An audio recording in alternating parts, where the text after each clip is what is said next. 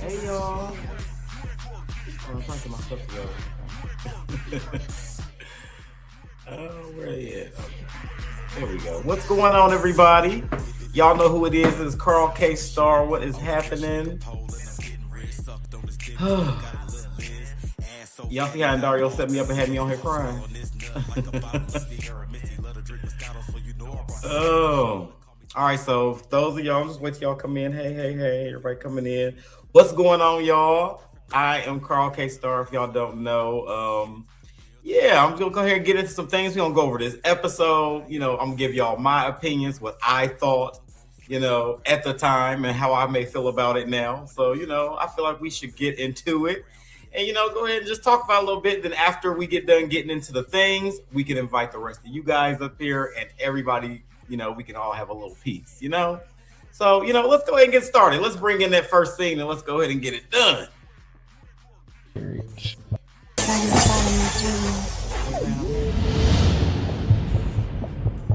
She, in fact, actually had a miscarriage. Oh my God. Yeah, so that's why I was like, I didn't want you guys to feel like I was just. Before you continue, give me a hug. It's on there, okay.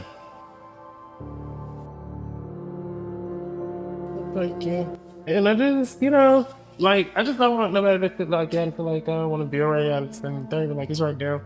I don't want to bring my energy around the group. It just was like a rug being snatched up from up under my feet. Like I was so excited and so happy when we actually did the transfer and we actually got a positive pregnancy test. I didn't realize how quickly I got attached to my embryo, even though it wasn't so long, but it was just like an emotional thing. And so when I got that call from the clinic that she miscarried, it was just like I just my face just got wet. Like I just started crying. I just locked myself in my house and I just cried and I just found myself just asking like God, like why? Like why am I not supposed to be a parent, or am I not like what I'm saying? Is it not my time? Like what is the reason? Why am I going through? I just felt like my life was over. Take your time if you need to. Take your time. But I don't. Right. This was a very emotional scene. My heart goes out to Ken because that's got to be a devastating loss to do something like that. I was so happy for him to, have a baby. I don't know what's really going on with it now. Did he try again or not? But I'm pretty sure he might want to take a little time after something like that. So shout out to Ken. We send in love and prayers your way. That's a devastating loss. And I can understand like how you would feel like that would shift energy. Because I know a lot of things that, especially in this one episode, a lot of people had a lot of things that happened. We experienced a lot of loss, not only in this episode, but years ago, the people are still carrying. So for something that fresh and then still showing up is like, that's big of you. So shout out to Ken for that. And Dominique for being, that person to be there with him. All right. Is it still all right? I feel like even with the pole dancing, even though you could have leave me alone with these bitches, I know one thing, they better not embarrass me in front of Gigi. I know you said Toy's gonna be there. Mm-hmm. So is he gonna be there like a mediator? What is your dialogue? I mean, for the most part, this was something for us to come together and have fun before the trip. I also thought that it would be a great idea for Twan to be there because everything that happened at the lemon drop, I was like, damn, now extra that we need Twan here just to mediate. And everybody said, no, we grown, we got this, bitch, don't worry about it. And it went straight to hell. Are you gonna try to get Nova and Noel Nova and Alfeeya? They grown. I'm done with it. I feel like that was a dig to me to talk about some hope everybody act right in front of us, we'll call it. But yeah, that I shout out to Nick for being a good friend when his friend is going through something. I know that is a lot. And shout out to everybody calling this everything but a lemon squeeze. I'm guilty because I call it like a fruit squeeze, a fruit drop, something like that. So we didn't call it everything but a lemon squeeze. So y'all, lemon drop. All we think about is liquor, apparently. So that's what's happening. So a lemon drop it is. Let's go to the next one. Let's see what we got. Fruit squeeze. Oh, glory. Oh, okay. So I am in Australia This is my first international trip, and it's also a ballroom trip. I was booked to come to Australia to teach a face workshop and also to judge the house, the undeniable house of Alexander, their 6th anniversary house ball.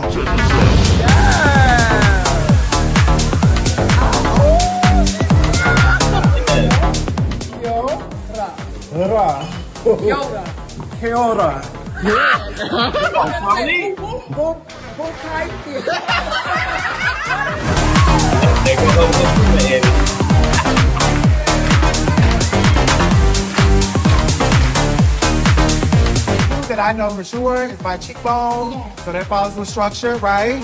And then my eye. Eye contact is so important. A lot of times when international ballroom scenes book us from the States, it's usually either a performance girl or a runway girl. But the face girls, we don't always get that light. For me to be in this space, to be booked, to be teaching a workshop class, I feel sick.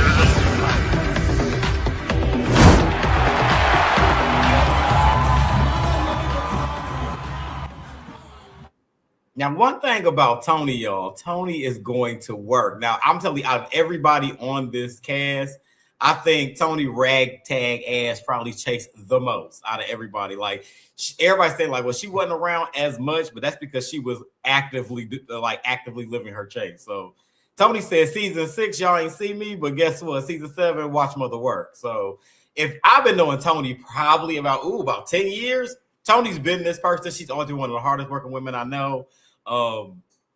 Like, she's been in there like as long as I've been knowing her. Where she's at in her status right now does not surprise me. Like, Toni be doing her thing. So that's my girl always. And I'm so glad y'all getting to see the Toni that I know, and y'all gonna really get to see the Toni I know a little later on. But yeah, shout out to Toni.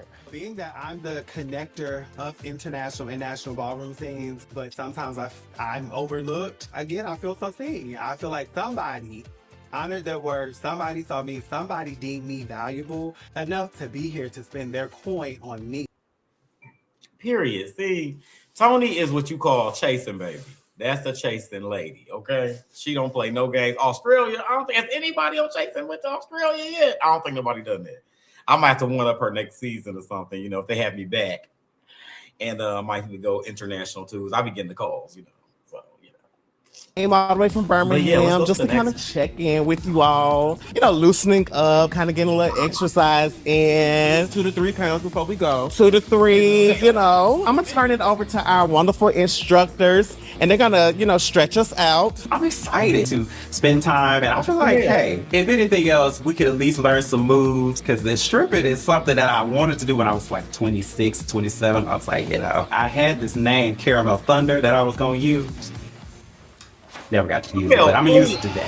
Alright, so the dip's bad, right? Put that dip in your bag. Bend over. Yes. Noel Alfeeya, she was real comfortable. Let that hand up on the pole come down. Look at This me. is different. I Nick serving balls was actually a in sport pain. for real. Like, you really have to have technique. Those ladies made it seem like it was easy peasy. Like, bitch, you know, I ain't never been on a pole before, girl. I'm just like, I'm trying to, you know, keep up. I can't even keep up. Alfeeya, Sammy, please. Okay. But they, Sammy. you sure we can't see the toes? Y'all give me some more tricks. Can I? What's that? With everything. Just so we kind of chit chat some more. Of course, I'm a little on the fence. Is he going to make this another me and Nova hash it out event? The Yeah. last thing I want to do is be Inhibited side. It's just time for us to hit the pole, hit the flow. I wish Toni was here. Because, I mean, she is a professional stripper on the show. But we will do her right in her honor. Now, wait a minute. See, I'm mad. See, I was on a date at this time, so that's why I wasn't able to make this particular event. But what is the Toni shade for, Q? What did that come from? Like, I don't know what you got against my girl Toni, but what is happening here? And this pole dance looked so fun. I'm so mad I wasn't there. But I knew with every time the group gets together, y'all keep that in mind. Every time the group gets together, it's always something. So I was not surprised by this, but I'm still. I think I'm confused by the the shade from Q to Toni. I don't get it. Maybe something happened I wasn't there for. I did miss a scene or two. Maybe I missed something, but I don't get where that's coming from. But child, I'm telling you, and you a fellow Leo like I am, and we be here sometimes. But Toni, child, that's a Scorpio lady I ain't dealing with. But I mean, hats off to you though. Let's get to the next one. Let's see what's going on. I want to see the rest of it. Definitely scrub the ground. Before I start jumping in. That I was running late. You know, I purposely didn't want to come. After all these problems I'm having with Alfeeya, the last thing I want to do is be around an actual woman with my loose knuckle poking out. I just said, let me sit this one out and let me just wait until after it's over. And maybe I can see what's tea with everybody. So did y'all enjoy yourself at the pole dancing class? Yeah. I feel like y'all learned something to take to the bedroom a little bit. What you mean, well? That boy, never mind, girl. You was next to me. It's okay. Yeah. Thank you, Dominique, for, you know, on a more, you know, serious note, I know some things have been brought to just kind of, what they be saying, it came across my desk, and, you know, in the words of Mama D, y'all been running amok in the palace and all that stuff. What can we resolve that just kind of still needs to be resolved, or just kind of put a nail in the coffin, like, okay, we cool, we understand it, let's move forward. Anybody? Before I start jumping in. Well, Come on, girl, that's my favorite. you know, I enjoy peace.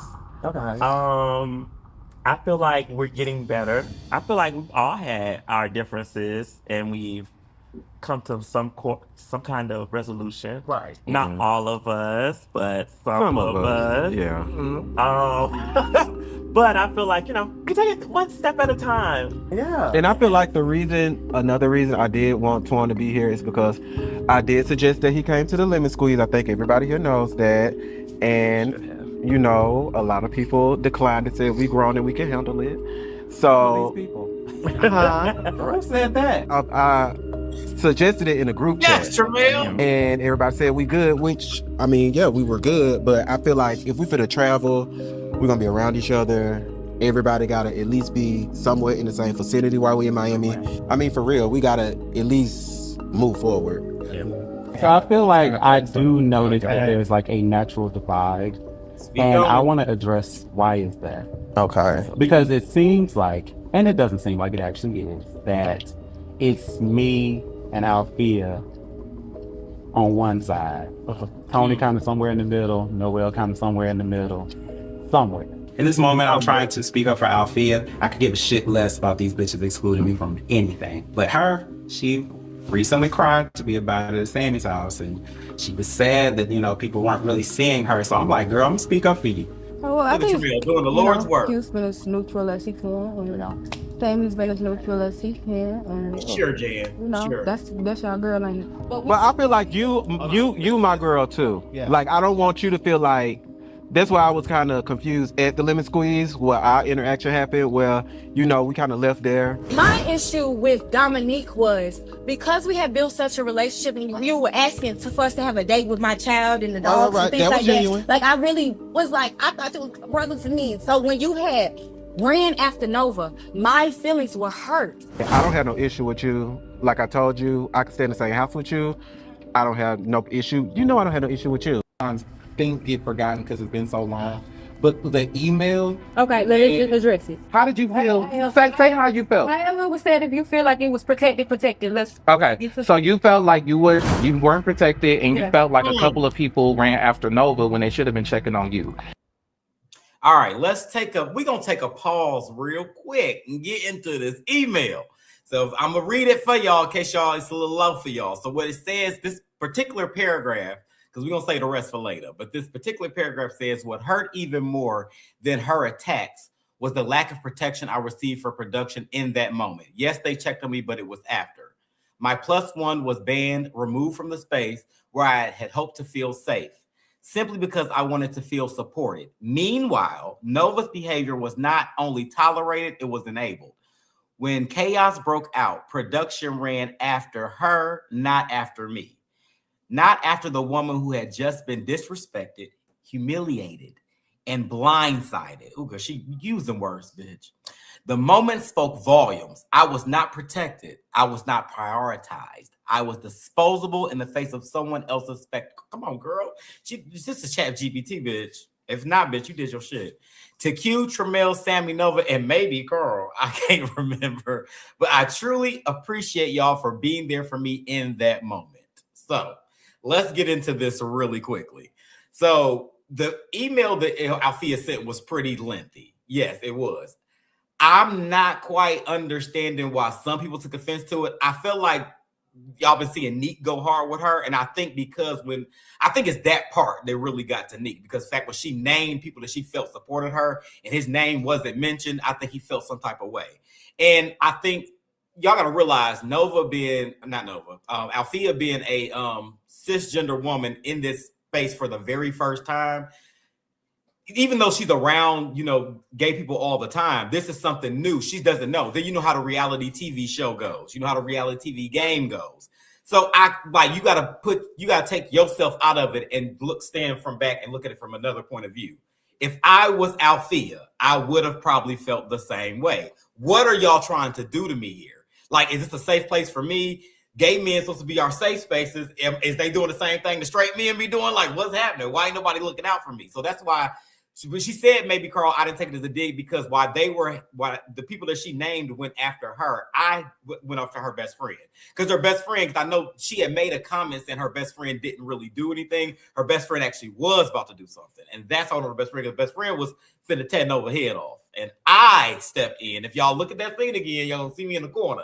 You know my little blue silk on? That's who I was in the corner with, because I saw her. Because at first I thought nobody saw that coming. So if you're not, to everybody she didn't name in the email, to their defense, nobody expected that. Like, you got to realize, it's like my second time meeting Nova. I don't know. I know Alfeeya, but I didn't know and y'all know I did come to this show late. So I don't know what happened before me. So I'm thinking maybe some prior beefs, probably a scene I wasn't here for. Maybe so that's where it is, because it came left field. And I think Alfeeya was just as blindsided by it too, because honestly, looking back at it, I think Nova just took it a way that she shouldn't have took it, and it just went left. But my thing is just like, to me, I protect not only women, trans women, I protect all women. That my mama raised me that way, I'm that way. Nova was a handle it, because it seemed to me she was the most aggressive at the time. So I wanted, and the second person, Alfeeya got elevated, but I feel rightfully so. I feel like it was vindicated, honestly. And her friend was ready to pop off. So I wouldn't grab the friend, because the friend looked like sharp eye, like, bitch, I'm about to get her right now. So I think people were taking the email a little bit too serious. Yes, I know she didn't name certain people's names in that, but y'all not able to tell her how she feels in that moment. She just wanted to get it out. I feel like it was therapeutic for her to write that. And shout out to that. Now y'all gotta know, I know people previously in this group, but me and Alfeeya built a friendship and a relationship before I got here. And I'm always gonna rock with my girl. And with that being said, my girl had her feelings, and she can say it. She took shots at the entire production, me included, and as she rightfully so. Let her get her feelings out. She's entitled to that. You cannot tell her that she didn't feel that way. So yeah. But I mean, like I said, I can understand y'all disagree. I understand some people probably disagree, but I feel like even in that moment, she's in an emotional state right now. Let her vent. She came back. We talked to her. We reached out to her. Y'all see she here now. She one of y'all faves. And that's it. Okay, and that's just my TED talk for today. All right, roll the next clip. Yeah. And so in the message, you name names of In the space that I need for me and my sanity. That I felt that certain people did not reach out to me in regards to what had happened at the prior event at Q's. I didn't say that to make people feel like, oh, I need somebody to check on me. Oh, you picking sides. That's not what I was saying. What I was saying was the love that you guys were reaching out with, the love that you were giving, the text messages that I was receiving was at a time where I needed to think, where I needed to talk to God. And I gave everybody the same message. KenDoll, Sam, Toni. I'm talking about everybody in the group got the same message in regards to the space that I needed so that I can get the clarity that I need to proceed with my journey with you all. I think they took offense to that because I did not want to be around anybody, but I truly just needed space. And when they brought it up in conversation at the pole dancing class, I kind of took offense to it because it's like, you weren't the only one I did not go to a gathering with, who reached out to me, who wanted me to be at an event. I didn't go with anybody. Anybody who contacted me, I did not come. I needed space. And y'all just gonna have to respect that. If you feel some type of way about that, I am too bad. So sorry. But I do not regret where I stand in the situation, in the space that I need for me and my sanity. Y'all want me to respect y'all's feelings and feel for y'all, but I okay, let me explain something. You still transition? Well, listen. Why his business was important and and I'm somebody mama. And you disrespecting me.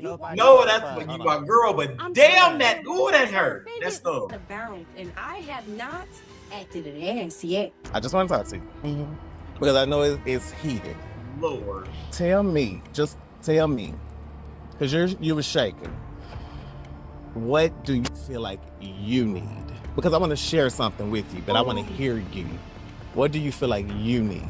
Honestly, anybody that tries me like that, in that type of way, I really feel like there's no coming back from. Okay.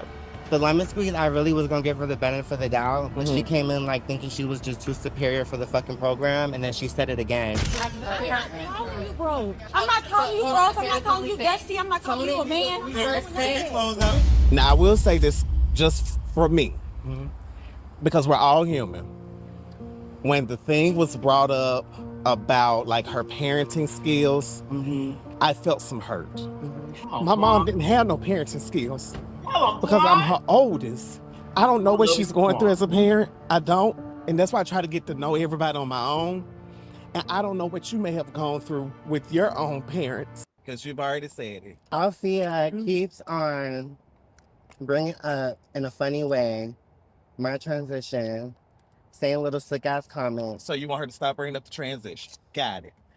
Alfeeya, please. Just stop saying my name. Stop addressing me. Stop speaking to me first. No problem. Oh, God. Because, trust me, nobody even wants to talk to you. You're literally a basic ass. Why would you turn back around? How many times? You just said my name how many times today, bitch? I haven't told her that one time. I hate your name. Your name is so fucking annoying. I fucking hate you. Nova. For me in the Alfeeya, what the fuck is an Alfeeya? An Alfeeya, bitch? I'm the only one. I'm the only one. You're never gonna find another. Everything gonna be alright. Oh man, I missed this. I get that. Thank you. I will handle that. Sorry. I will wholeheartedly give me a hug. We are good. I will handle her on the back end. Will you go? I will be cool and be cordial, but bitch, us being friends, no. That's coming out of I hate that though because I just really feel like, first of all, and I hate to get all political in this podcast, but I just feel like no, because we have a platform and we have a duty to do right by it. There ain't no old guy. You can't make no. That's not fair. Hold on now. Hold on. You can't make everybody do something to do. You can want what you ain't want. Nobody making them do nothing. You can't make them do anything. Tramel, please. Listen, Tramelatosis, please shut the fuck up talking to me Not at my this girl. moment. Because at the end of the day, nobody want to hear the shit that's coming out of your mouth. It's pissing me off so bad that I can literally just smack the fire out of Tramel. Alfeeya is hurting behind the situation. At the end of the day, what Nova is saying could hurt a whole legion of women. We trying to talk some sense into them. And all you doing is talking nonsense. All you doing is creating further division. Shut the hell up, Tramel. Damn. What I'm saying Let is, them have their feelings. no, but what what I'm saying is, friends with each other. I'm not. What time are we? Bitch, ain't nobody saying that. Then what are you trying to say? I'm trying to say that you already said what you said. Well, let me say, you ain't saying shit. Really. That is my girl. All right, before we go a little further, I just want to touch on a little bit of this. This Alfeeya and Nova stuff is so funny to me. It is so funny because y'all was reading down on that thing. Now, y'all, Nova, you know I love you, baby. But, baby, that issue transitioning threw me to the floor. It threw me to the floor. Y'all, I wasn't even ready for it. What else happened in this scene? Oh, y'all gotta realize Twan is a wonderful therapist, but that man is hilarious. He is so fucking funny. Everybody in this scene, I was so mad I was not here at this scene, but it was so many things going on. The Alfeeya and Nova thing, I really feel like, because I mean, now y'all rock with me for a second. Just rock with me for a second.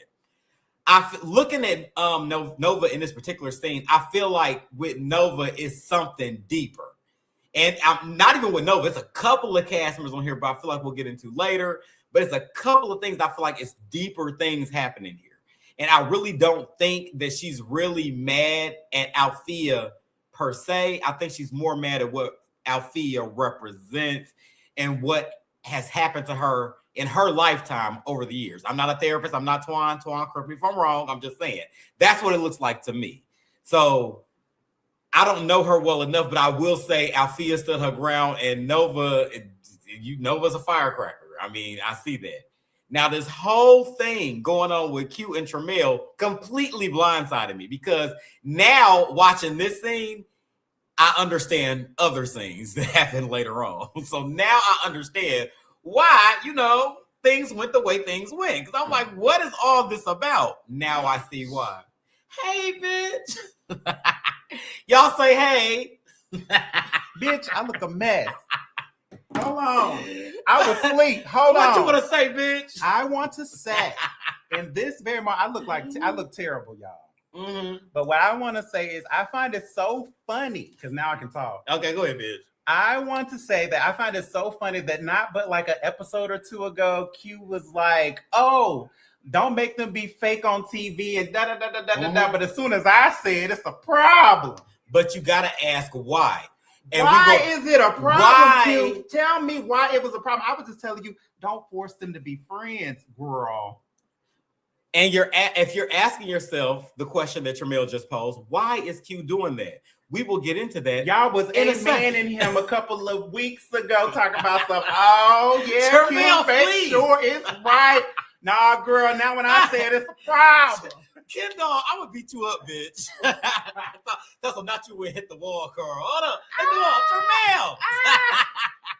And then he hit the wall, bitch. Hit the wall, bitch. The wall. The wall. The wall, girl. The wall, bitch. All right. So I just want to put that little piece in there, but we will get into why I think Hugh did that later in this episode. Go ahead and roll that beautiful beam footage. Hold on now. Hold on. You can't make everybody do what you want them to do. You can want what you Ain't want. nobody making them do nothing. You can't make them do anything. Tramel, please. Listen, Tramelatosis, please shut the fuck up talking to me at this moment. I just said it's my birthday, bitch. I don't got time for this type of weird ass shit. Y'all be doing too much. Y'all be doing some weird ass shit. Y'all some weird ass clothes. That's what I don't like. Like, that's irritating. First of all, this bitch is stupid, because how are you going to sit up there and say these two women need to be cool with each other, but then you turn around for the culture. Then you turn around and threaten another black gay man with violence. Martin, Malcolm, Cisco Thong Song, Luther, King, Jr., extra small. I am not scared of you. That shit is irritating as fuck. And I'll really just smack the fuck out of you hoes and go back to jail, for real. What I'm saying is I'm gonna get it out, bitch, period. Right, this is busy. Yeah, you do all that. I'm done with your ass. You don't want to give that girl no light, then you don't got to. I am giving what I am going to do is I'm going to speak lightly to you, bitch, because that's not right for you to even go out like that. If y'all don't like each other, that's fine. But you're a straight woman and you're a trans woman, and this country already is in a divide because of that shit. So can I interject real quick? We just had an understanding outside that this is uncomfortable for everybody. This is more uncomfortable for Alfeeya. At this point, if this is what it's gonna be, then I can go on. So I don't need to be around this type of energy if this is what it's gonna be. Tramel ass is 50 years old and still causing dissension in the group. You don't got nothing going on. The music ain't selling, you ain't charting, you ain't doing shit, you ain't talking about shit. You've been on quiet and silent the whole entire year. I will be Malcolm X all over your nasty ratchet ass. Bitch, excuse me? Me? Okay, I've had enough. I'm out. I'm done. You get nothing more from me today. That is interesting. Now, so many things about this particular conversation. Like Tony said, the get the fuck off me thing. If y'all realize there's something happening here with Q. I'm not sure what it is, but I feel like Q is going through, because I do talk to Q every now and then. I know like during that time is a lot of things I think a lot of people in the group didn't know was going on with Q. And I feel like a lot of it was coming through and we didn't really know Q that well. So a lot of things was coming through that just spilled out on camera. And yeah, I didn't even realize it because I wasn't at this, because I was watching this scene. This is my first time seeing it like y'all. So this scene actually makes a lot more sense for me for the events that's coming next. So the get off of me comment, like that's an and then mind you, I think that was like Nova that he snatched away from. It's just like it's unhinged. And then for the fact that you have this smoke with Tramel that comes completely out of nowhere, to me anyway. And I'm gonna tell y'all my piece of why I think that is later on, because there's a comment I make later in this episode that's gonna kind of give y'all context on that. And you know, as y'all my people, it's my duty to give y'all that context. So I'm gonna tell y'all exactly what I meant by that when that scene comes up. But let's expound on this for a second. It's just the fact that I just feel like the hate towards Tramel wasn't warranted in that moment. And yes, what Q was saying in this moment, I get where he's coming from, but I don't think, I think it's one of those situations where you need to read the room and kind of figure out what's going on. These two hoes ain't trying to talk to each other. Like, if they just talked outside and said they wasn't messing with each other, child, let it be. You literally said at the lemon squeeze, this reality TV shit ain't gonna work. So we not gonna get no resolve out of that. Like y'all, I noticed, I even seen it in the comments. People saying, why ain't nobody checking Nova? Why ain't nobody doing this? Nova's grown. Not only the extras, but the elites.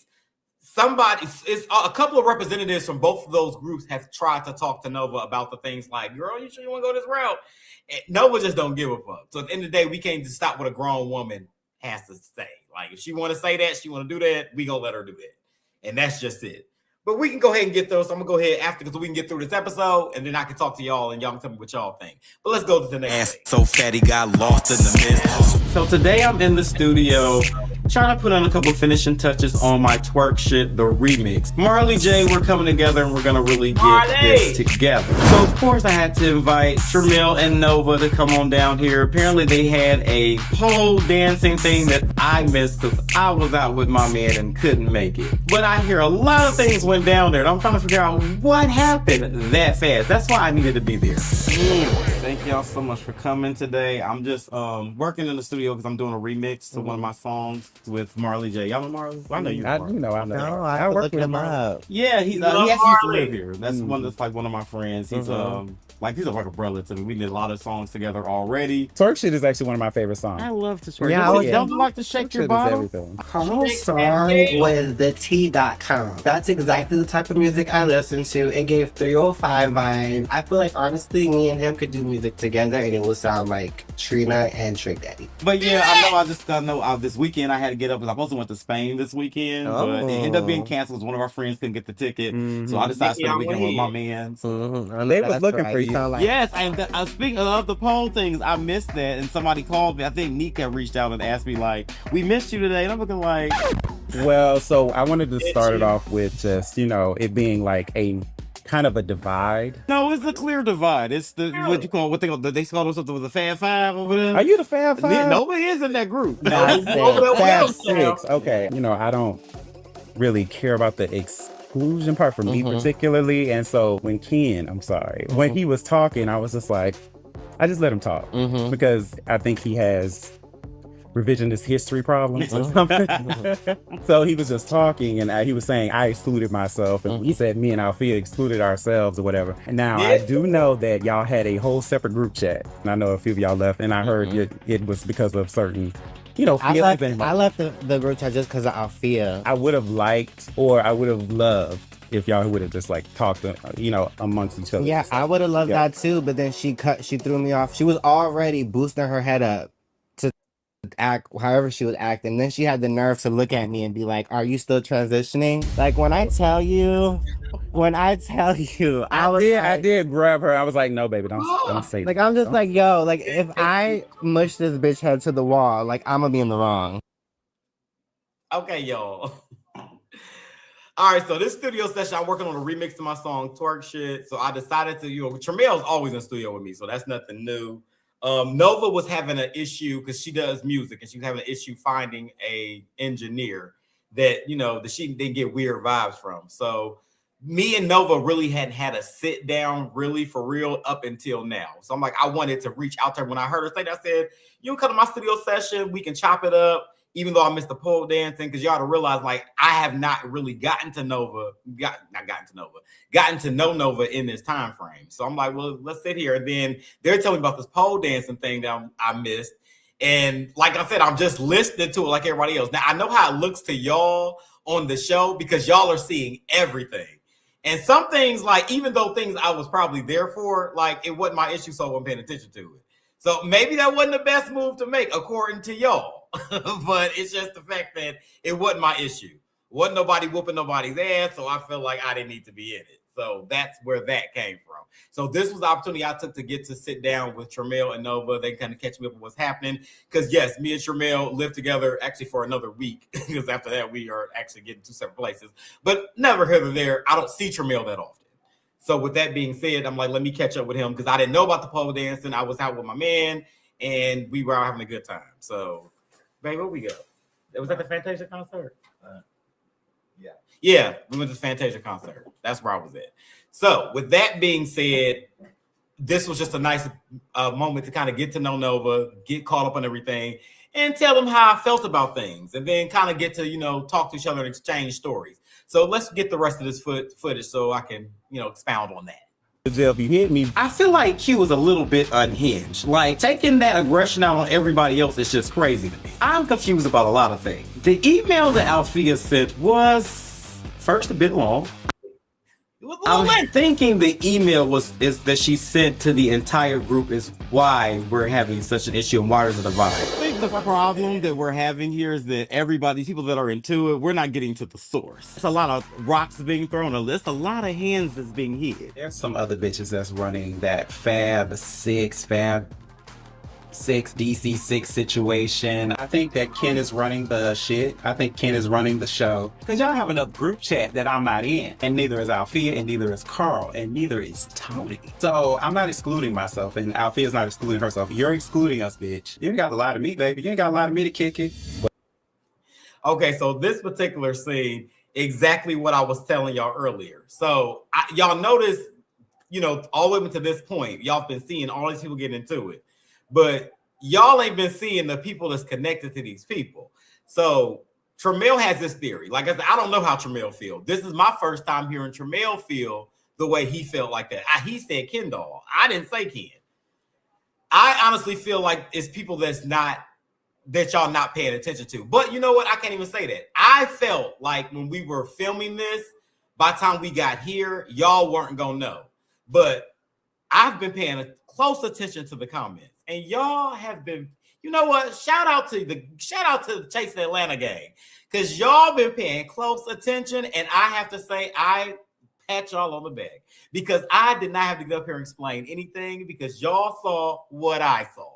And that's exactly why I said and did the things that I did. Because the fact, now I will admit, now y'all seen the kid sit down with me and Ken. He's very vocal. And that's why he wasn't on my list. But it's the ones that be sitting here kind of throwing the rocks and hiding their hands, like Tracy, my girl Tramel do, but it ain't her. It's other people. And by golly, I don't have to tell y'all who it is because y'all know who it is. And am I going to say it right now? I'm not, because the reunion is coming up and I will address those parties there. So, but if y'all know y'all, and I think y'all do, y'all know exactly who I'm talking about. And those people will be addressed, okay? So it's a lot of things happening. And I'll say shout out to y'all again because y'all been paying attention. And that's all I was trying to say. The reason why things went the way they go later is because those people knew exactly who they were. And that's all it is. That's all it is. Let's keep rolling. Don't judge me. I'm an artist and I said it about myself. Love for me was an uphill battle. Broke my soul, lost everything I was. Couldn't see darkness through the lies. Trying hard, so hard, I'm searching for light, yeah. Was a good man from the start. Both sleeves, you could see through my heart, yeah. Storms came, had to hide away. Sitting here, I'm praying for some better days. Long dark road I've been facing, all the pain from my heart breaking. I got a lot of hurt inside, but I still got you. It's a hard road I've been walking. You were here to stop me from falling. You were always there for the ride. I'm still with you. A country song. Look, let me tell you about something about Tramel. One thing about Tramel will try a million different genres. When he first came in, he did like straight smooth R&B, and then he didn't went into pop, he didn't went into dance, he didn't went into country now. So mind you, my face on there was looking like country. Like, bitch, when the hell you do this and why I don't know about it? But I appreciate the fact that Tramel goes and tries different things, and he steps outside his comfort zone. That's my bitch to support everything that he does. Country music is not it's not my tea. I don't do a lot of country, but shout out to him for trying it, child. It sounds nice. He got his little country twang, and then the message to the song, which I guess we're gonna get into in a second. So let me shut my fat ass up and keep rolling. Because I was going. I feel like when I'm with y'all, it's like a true there we go. refresh. And like with my parents, sometimes, it's a little different. I still feel like I have to like be on with them to like, we still ain't quite there yet with everything. So I still feel like I kind of have to like not be me. Your family really only knows one side of you, but I have come to a point where I feel like my family only knows about half of me. Sometimes I feel like not really a black sheep, but definitely the oddball. I'm the most creative. I'm the out the box type of person. They are all very much structured. I'm like wild and free. I do wish we could get to a point where they were interested enough to know more about like what I have going on in life that may not be what they thought I would have going on. No, I get it. You gotta take time for yourself. So, how are you and Vanek? We're doing good. What's going on with that? Working through the house, still enjoying the home. We have to, at some point, sit down and like start talking about the wedding or like getting married, like what's gonna happen next. Because with how things are looking, they trying to like stop that, and I don't want us to be like stuck in that, Yeah, so And I just trust wanna. me, that's why we've been talking about me, Nicole, Tramel. We've been talking about y'all behind the scenes, like when are they getting married? What's going on? What's the next step? I don't want y'all to feel like that should be stopping y'all from going to the next step. Because at the end of the day, it's only about you and Vanek. It's not about what I think my mom, your dad, because at the end of the day, like we're looking at y'all from the outside looking in. I'm just like, they are doing the thing. Like, like about big 15 time. years. Yeah. I feel like I'm not going to get the big wedding that I have always dreamed of just because of how everything is now. The government ain't seeing it for us. Stepping into adulthood, baby. The economy is crazy. Maybe I'll get the wedding. Maybe the courthouse will just be it. The world may never know. Like, yeah, so that's good. I'm happy for you, though. Especially that you're in counseling. That's like good. So this scene, I definitely feel with Sammy on this. Sammy, child, go to the courthouse. Like, y'all got the house, y'all got the cars, y'all got the lifestyle. Y'all already been together 16 years. The wedding is never for y'all. It's for everybody else. So if you decide, I feel like personally, a little advice from me, go to court, have a party at your house, and y'all can do y'all nuptials and get the people to come and celebrate with y'all there. Because at this point, the way the economy looking and gas is like $12 a gallon, baby, please. Go on to the courthouse, y'all. Ain't nobody got time for all of that. But you ain't got nothing to prove to nobody, which y'all got to realize since they say I am Aunt 40. I was going to tell y'all as Aunt 40, you ain't got to prove nothing to nobody but you. So at the end of the day, if you and your man love each other and y'all already been together 16 years, girl, go on to the courthouse and y'all can throw a party for them hoes. And I feel like that's the route I'm going to go whenever that day comes for me. I'm not going to do all that extra stuff. But, I'm a Leo, so I might want to do a little something. But, even then it'll be within reason and within budget. But I love this scene so much because I feel like this episode in particular really got into everybody's emotions, what they're going through. So you got away from the mess for a little bit. So I think this episode was the calm before the storm. So, and Dario, you did that because I was not expecting this, but that was a beautiful scene with Sammy shout out to Sammy, and you know, at least he got to rest that French riding ass of his for at least one episode. So you know. Moving on. Yeah. How long? It's been since my grandma passed. Oh wow. That's what sent me. Like, did it? And even with that, I feel like outside of taking care of her, like with her cancer diagnosis, like literally from the time we moved her here until she passed, I feel like with her, of course, again, outside of y'all, I felt like with her, even though she didn't know, I still felt like that was like the most free that I was with somebody else. Right. To like lose somebody that I felt like that with, and then somebody I was so close to, Right. like that, like literally sent me over and like damn near put me like in a depression. Right. Because Grandma Mary was just always that, not like she was always in that non-judgment zone. Like you never heard her say anything bad about anybody. She was always there for everybody. So yeah, I think like that took a toll on everybody. Like the passing of my grandmother has been really hard. I just feel like she was able to connect with me in ways that words were just not needed. Like we just had a bond that was so strong where she just knew. And her now not being here, there is in a sense a bit of a gap. And I just want us to be able to properly fill that space and kind of just like remind us that we're like all different. And while our paths are not the same, like we're still family. And I would love to have more of their support in ways outside of just being their son or my sibling's brother. Like I really want to see them step into my world a little bit more. Yeah, see, that's a sad thing. Like, shout out, and your grandma is so precious. Like, shout out to Sammy. Everybody's saying, you put your hearts in the chat for Sammy. That was such an emotional scene. And I'm trying to keep it together for these next ones that's coming up. This was such an emotional scene. And Dario did the mess out of editing this because, baby, it's got us in teary-eyed in here. But, yeah, I could definitely understand, like, where his pain is and where his mental is at. So, shout out to Sammy. We love you, Sammy. We can move on to the next one. Thank y'all.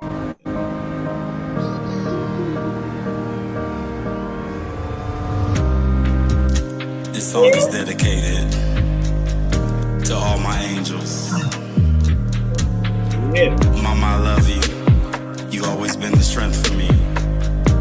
Aunt Sandra, Grandma Addie, to anybody that's ever lost somebody. This song is dedicated to all of you. So today we're on the set filming for my video Shooting Star. This song is, I guess it's bittersweet for me. This is a very emotional song, which I hate hearing it because I love it so much. I am blessed to be here with Jamar, who blessed me with his wonderful voice on this track, JT as my creative director, and just finding the space to go ahead and do this. And I feel comfortable with these people. I give the world to see your face. And because of you, I know I'll never be the same. But listen to my heart say, you were my strength when I was down. I felt the love when you were around. Your spirit will forever live in me. R.I.P.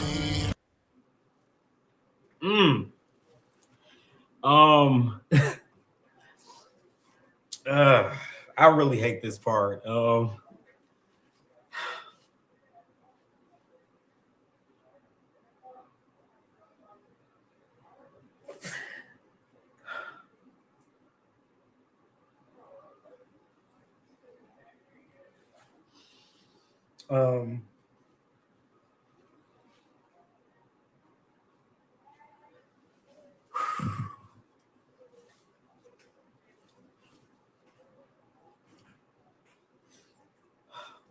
Bitch, you out here crying again? Yes. What the fuck you crying for? I can't You want me stand to rub your back, bitch? I can't stand you. Girl, you do it to me. Girl. You crying, bitch. So, you know, that's your thing, right? I am sad, bitch. Girl, Wait. stop crying. I am. Wait. Okay, y'all, this is a very emotional song. Like, it's just every time I hear it, because this song was done in 2021. So first of all, I had a whole plan for this song. And it was around the time I was really asking Jamar about like working together. So I was like, we were looking for beats, shopping a beat, and then Jamar actually found this beat and was like, I found a beat that I think you'll like. And I heard the beat and I said, I really like it. So I had really did a whole nother thing. It was a rap to this and everything. So I guess it didn't take Jamar long. So Jamar had wrote like a verse, a fucking a chorus, and everything. And when he recorded it and I heard it, I was just like, Jamar, why would you write that like that? Like I had nothing to do with Jamar's part. Like, oh, that's Jamar. Y'all, if y'all do I know it's gonna sound a little alarming, but the name of my album is Throat Factory. That's the only wholesome song on there. And Jamar, I really got a shout out for Jamar. At the time, we hadn't lost Danita at the time. So Danita, me, and Jamar really spent a lot of time talking about that particular track. So when we heard it, even Danita was doing the same thing I'm doing right now. We was just like flabbergasted. Like that's the first song he ever wrote. Jamar and it blew us away because it kind of like gave us everything for that particular feeling that was looking like I just lost my mom. Mind you, this was 2 years fresh at the time. So then I was dating somebody and he actually was crossing the crosswalk going to the store that was across the street from our house at the time. And he ended up getting hit by a car and he passed away. Then, like I said, my favorite aunt and my grandmother died within like weeks to months of that. So it was just like I was in a space and it was like recording the song was so difficult to do. Like even if you can see like the emotion that you see in my face and even now it's just like it's a difficult song to hear. Even like if it comes on like I got like my shuffle on or something and I hear that song and I'll be like I can only listen to it for maybe 30 seconds and I gotta turn it.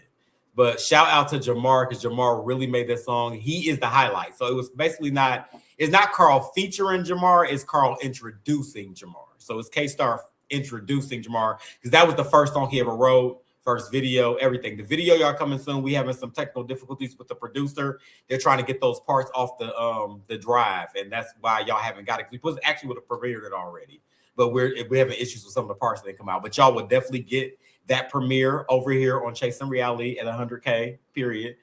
Y'all will get that. But I shout out to Endario for making this song. It was an emotional thing to do, but it's even more emotional watching it back. Getting the song ready, and we were ready actually releasing the album. Danita passed away in that time frame. And that's why I had to re-record and throw her name in there because I felt good about it because she actually heard the song. So it's a song that I dedicate to her and she actually heard it. So yeah, y'all know I hate being vulnerable. I hate crying and shit. I don't like that. But it was a very emotional scene. Shout out to JT and Jamar.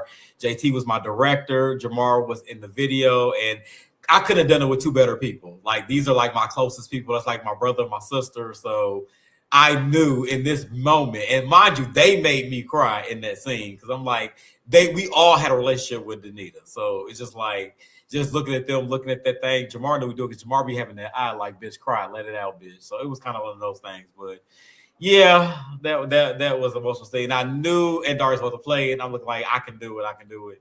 But every time I hear them, look, I was like, I can't do it. So yeah. But yeah, y'all do get a vulnerable side. And like I said, for next season, y'all will get more. And maybe more at the end of the season, who knows?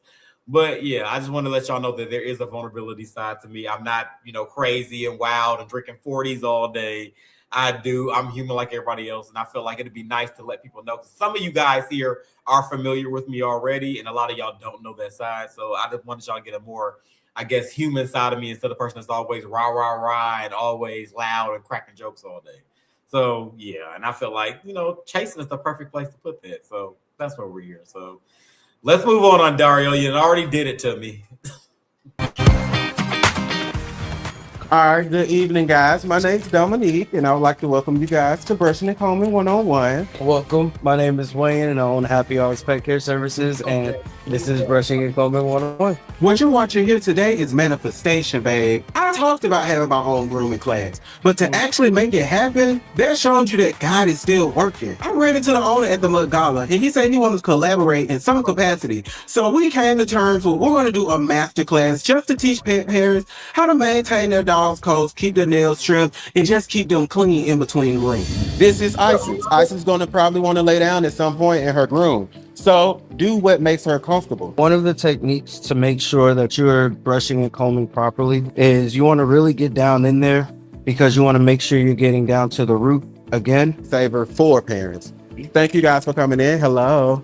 Again, learning your dog, learn the length of your dog nails, learning where the vein is in your dog nails, because these nails do have veins in them. That's where the blood comes from. You just want to be careful. So less is more until you get comfortable. That goes for you and the dog, because sometimes this can be scary for both parties. I really think that I'm on the right track. As long as they're here, we're here to take care of them. And taking this class is something that you can do to maintain their coat, to get any type of cut that you want. And it's up to you to take the necessary steps to make it happen for your pet. So did y'all enjoy the class? I did. Did you learn anything? I mean, I learned it. I'm still going to have you do it, but I learned. Yeah, I'm still going to have Fendi come to Uncle Nick. But Yeah. I learned a few little things, like especially with the nail thing. 'Cause Yeah. Last time Fendi's nail literally went inside his little pad thing. Yeah. I had to literally cut it and pull it out, and I felt so bad. Yeah, y'all my blood and stuff. I can not doing that. It's not Yeah, bleeding. it comes with the territory, but I just appreciate y'all for showing up. I know everybody's busy getting ready for Miami. Of course. Are y'all excited?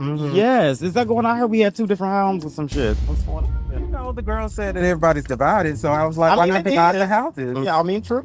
I mean, maybe you can get your own room. I mean, it doesn't matter to me. And everybody don't want to wake up and see everybody, you know? True enough. You know, y'all got y'all people over there. Mine's over here. You know Tramel about that up. Yeah, I mean, y'all don't see it? As I'm sitting here talking with them and found out that we're having 2 separate houses. I mean, y'all gonna call me crazy. 2 separate houses. There's a division in the group. Nobody else is seeing this? One of the things I wanted to talk about was Miami trip. What's the division in the group? And y'all have divided the group at the trip. I mean, like, what are we doing? Like, am I crazy? Or are y'all not seeing what I'm seeing? Y'all just said there is no division in this group. So let me give y'all a little context. Y'all come closer. Let me tell y'all what happened. So as y'all know, we just don't take a trip. I know due to some of y'all, I know some people out here probably believe that. We just get up, Miami, yay. That ain't how that works. So of course, we're talking about the trip. Now, a couple of cast members decided they wanted to spearhead this particular trip. So naturally, they're talking like, oh, it's so many of us. We have to, I don't know if everybody can fit in one home. Now, side note, at this particular time, I had just got back from New Orleans, the Red Dress Run. Yes, we were there as well. And we were in shout out to my best friend, Miss Nikki, found us a cute little 2-story home, 3-story home that fitted 10 people. We have a cast of what? 10 that fit in one home comfortably. So for a great price, because you know me, I like a great price. So I feel that if you wanted to put everybody in the same place, you would have. But when they're talking and I'm like, oh, it's going to be this house A and house B. I said, you know what? Let's take a gander. I can guarantee who's going to be in house A and who's going to be in house B. And would you look at Eureka? Would you look at that? The division that y'all claim ain't there is right there in the vacation plans. Like, what do you want me to do? So, yeah. So, in this particular thing, I'm basically telling them, like, you know what? This is a great grooming class. Shout out to Dominique for the grooming class, because, like, he was teaching us, and I appreciate that, but I'm not doing that. He started mentioning blood and all that stuff. Not doing that. So, if my baby, and if y'all ask about Jax, come here, Jax. Come on. Because you want to come up here. He want to be seen, but he don't. Come on. He want to be seen, but he act like he don't. This is my baby, Jax. I've had him for 11 years. This is my baby. He ain't scared. He don't like to be held. He'll let me do it, but he don't really like to be held. But I've had him for 11 years, and I will bring him to Neek, and Neek can do it himself because I'm not doing it. But I just felt in this particular scene like we need to address the elephant in the room. And it's a lot of people in this group that has not been addressed yet. And it's because y'all seen a lot of back and forth and bickering between certain individuals. But the ones that's really causing most of the commotion hasn't been in anything. Isn't that ironic? So that's what I wanted to get across here. So yeah, let's move on. Yeah, that baby O. He O. He is O. And still act like he 3. Was that it? Oh, shit.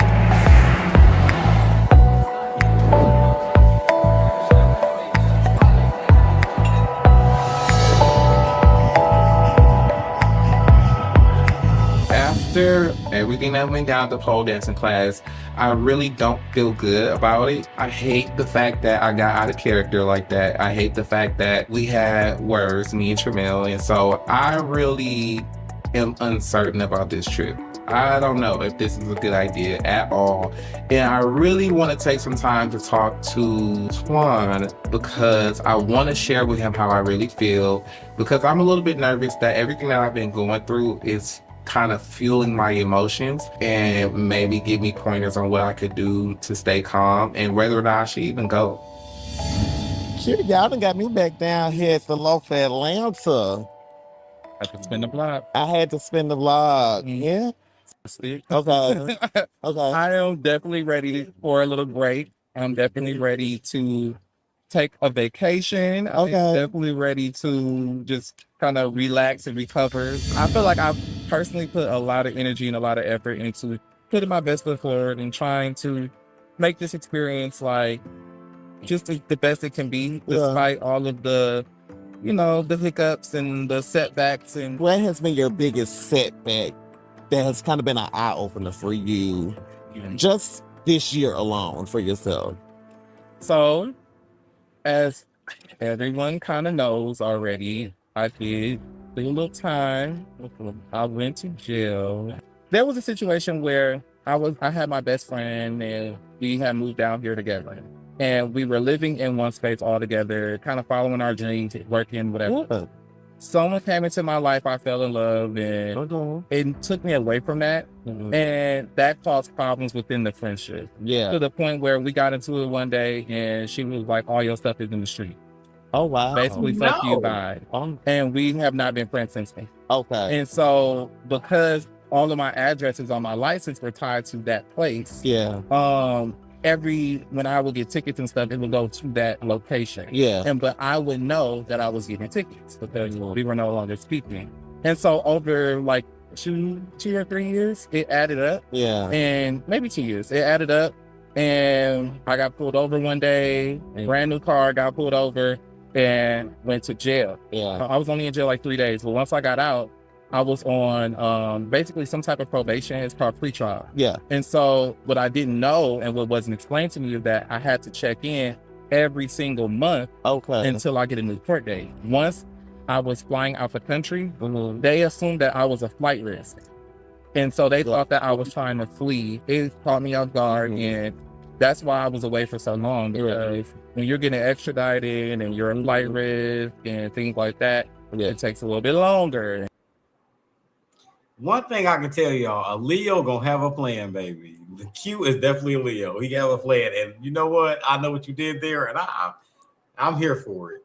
One thing about Q is going to get that narrative right on track, bitch. And I have to say hats off to Q for that. I actually did not know that till I saw this scene. So y'all gotta realize, like I said, and when y'all look at a lot of these scenes, y'all gotta realize as cast members, we are seeing these scenes the same time y'all are. So things that happen after the scene, y'all really can't really, give us a little grace because we didn't see this until today. And a lot of stuff happened almost a year ago. So this is my first time hearing this. But yeah.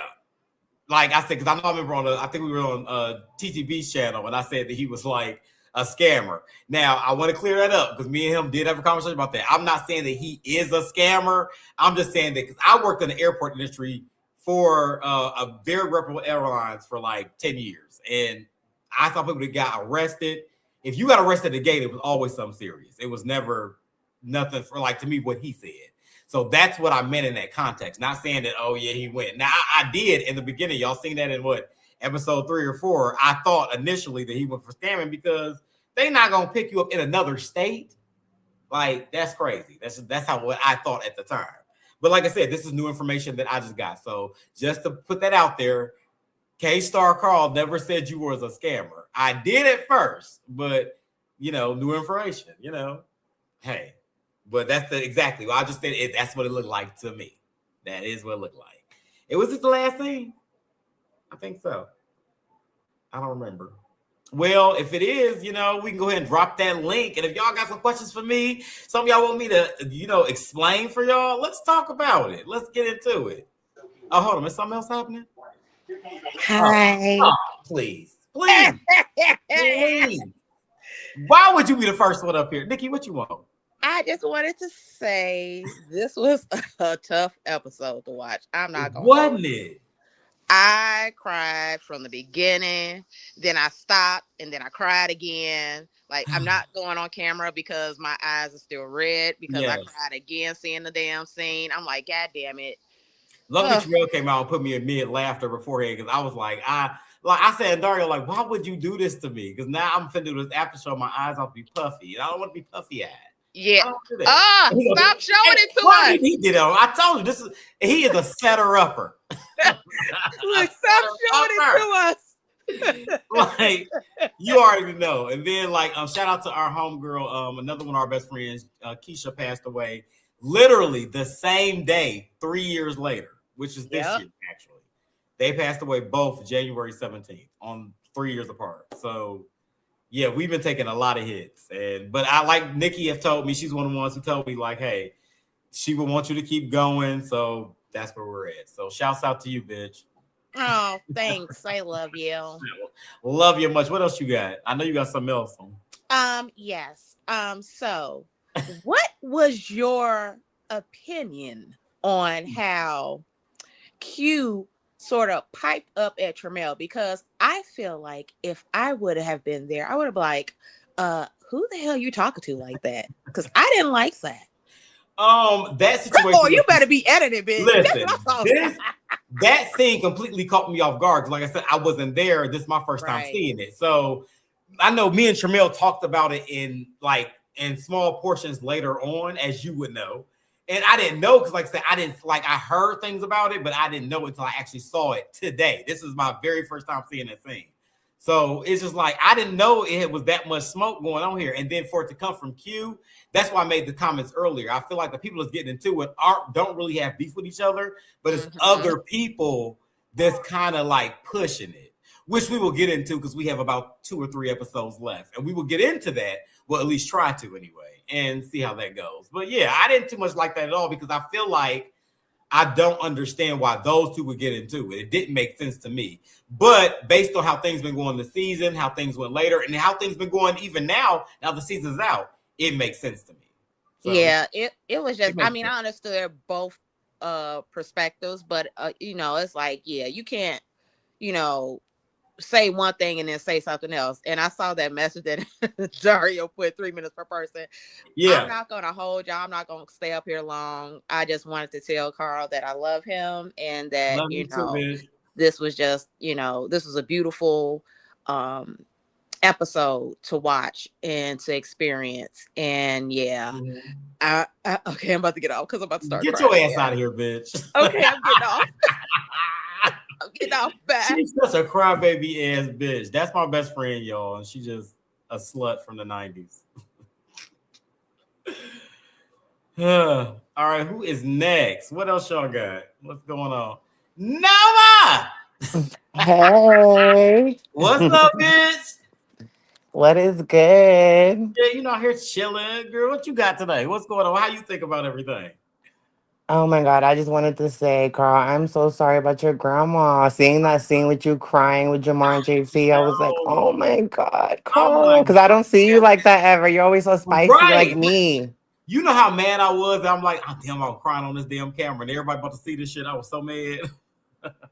No, I thought it was a good thing because it showed vulnerability and Right. like, it's hard for me to cry in front of people sometimes. So to see that, I was like, oh my God, Carl, he actually has like a heart. He's sensitive. It's in there, you know.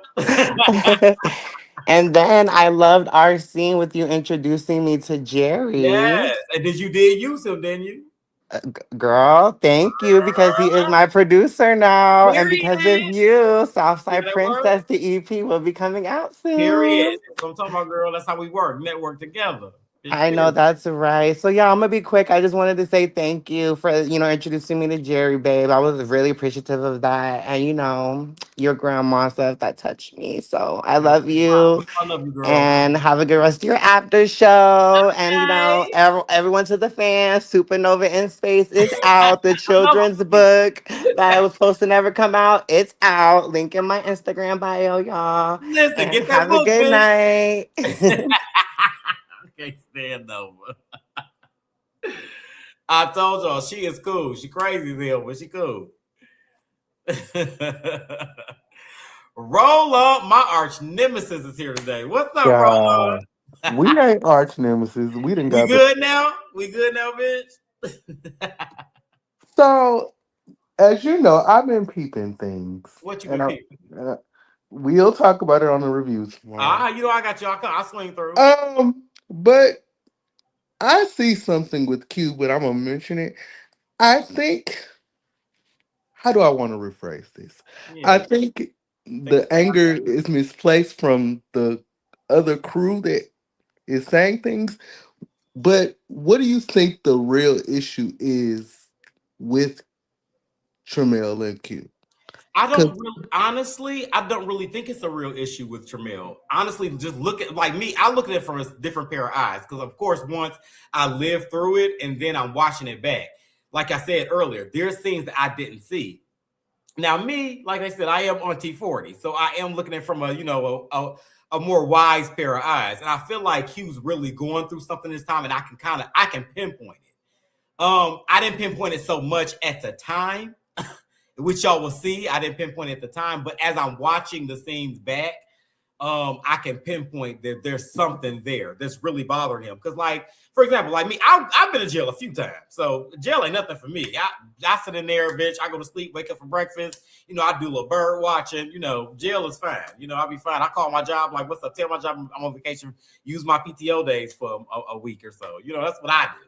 But somebody like you, I don't think he's probably used to that lifestyle. So I'm sure this is completely devastating. And it does work on some people's mental. So I get that. And I'm watching back and watching his scenes that I haven't seen yet is expressing that. So it's just like, that's where I'm getting with that situation. So yeah, shout out to Q. But yeah, I feel like a lot of the anger and, resentment and disdain that he has for Tramel is kind of misplaced, if you will. But I feel like there's a reason for that. And it doesn't have 100% to do with him, if that makes any sense.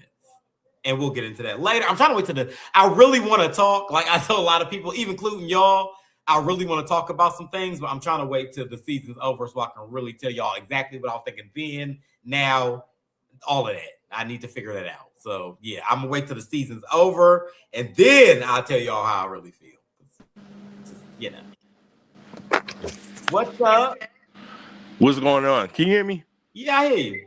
Okay, yeah. All right. Yeah, so I'm Brave Ed. I'm originally from Baltimore. I gotta say, I've been watching the chasing thing, I think ever since it came out. And to see how this show is like progressed. By the way, I'll be 50 years old next month. So come on. Happy birthday. Yeah. But yeah, man, and you are my favorite this season because all of this age bashing bullshit that they be doing, like you keep that shit. You keep it 100% funky every fucking time, no matter what. You know what I'm saying? Even and if you wrong, still look good. Okay, and you're right, and you always take accountability. So I really dig that about you. If I did it, I did it. Ain't nobody gonna beat me up. Who gonna check me, boo? Exactly, right. And then I do like the thing with Sammy because I've been married to my husband. We'll be married for 7 years. You know what I'm saying? Both of us turning 50 this year. We're about to go to St. Martin and everything. You know what I'm saying? How long y'all been married? 7 years. Yeah. Oh, that's so Oh, cute! Congrats. 7 years. So yeah. But I did want to mention because I've been saying this every week, and the way that to me everybody is not holding Nova accountable suitably and appropriately is quite ridiculous. It's almost like how these Republicans and all these people, every time Donald Trump do some bullshit, they always like, oh, but that's him, he's a outspoken person or whatever, but there gets a point, and I'm just speaking on looking at the show as a viewer. Now I don't know her in real life or whatever, but it just it's very disheartening to see someone who you rooting for or whatever, but every time you see them, they showing their ass, and no one is checking. No one is checking Nova appropriately. Everybody is like, well, people go through stuff, and and it's like, okay, but when does it get to a point where somebody is going to check her? You know what I'm saying? And you gotta realize, I completely understand, and thank you for that comment. Because what I'm saying, let me explain to that for a second. You gotta realize that our producers do a very good job of putting the show together. So good of a job that we didn't even expect half the stuff, because we knew living in it, that this was going to be a topic, but I had no idea it was going to completely take over the season. So Nova versus Alfeeya has completely taken over the season, and rightfully so. At the time, you got to realize a lot of people were kind of like trying to find their own footing. You have a lot of people that's on this cast right now. This is their very first reality show. They're new to it, or they've been on reality shows and they haven't been on a platform this big. So people's trying to find their own footing. So basically, it's literally giving every man for themselves right now. Everybody's trying to figure out their own footing and how y'all ain't gonna drag their ass in the comments. They ain't worried about nobody else. So and you gotta realize some of the stuff that even though we were there for example, like me being at the lemon squeeze, some of the things that Nova said, I didn't hear. So, and mind you, I'm not gonna sit there and just play that card. Even if I did hear it, I probably still wouldn't address it because it's not my issue. But look at the fact that we are a community, like I said on the previous live, we are a community, and we have a duty to go ahead and check our community for us to get a step forward. And like I said, we still got 3 episodes, and we still have a reunion coming. I know. I think it's just taking too long for a lot of people. You know, it is. Because guess what? I know it's taking too long. Let me tell you something. I done seen where Rico, y'all dogged his ass the fuck out. Okay, when he did some shit, Rico. When Rico did something, y'all dogged his ass every which way but loose. As soon as he said something, y'all was checking his ass. And that's why I'm saying, like, if y'all going to check people like that, don't check everybody accordingly. Y'all, if y'all gonna burn their ass, as soon as y'all see them do some shit, you know what I'm saying? Like, you done seen the shit that Nova has said. You done seen all of the stuff, her disrespecting the women. You know what I'm saying? Okay, I feel you, ain't Dario. I got you. So, but yeah, I'm just saying, like, my feeling is, I honestly get you. You right. This is as a almost 50-year-old man. You know what I'm saying? She needs to be checked, or if she keeps we will have those tough conversations y'all looking for, guaranteed.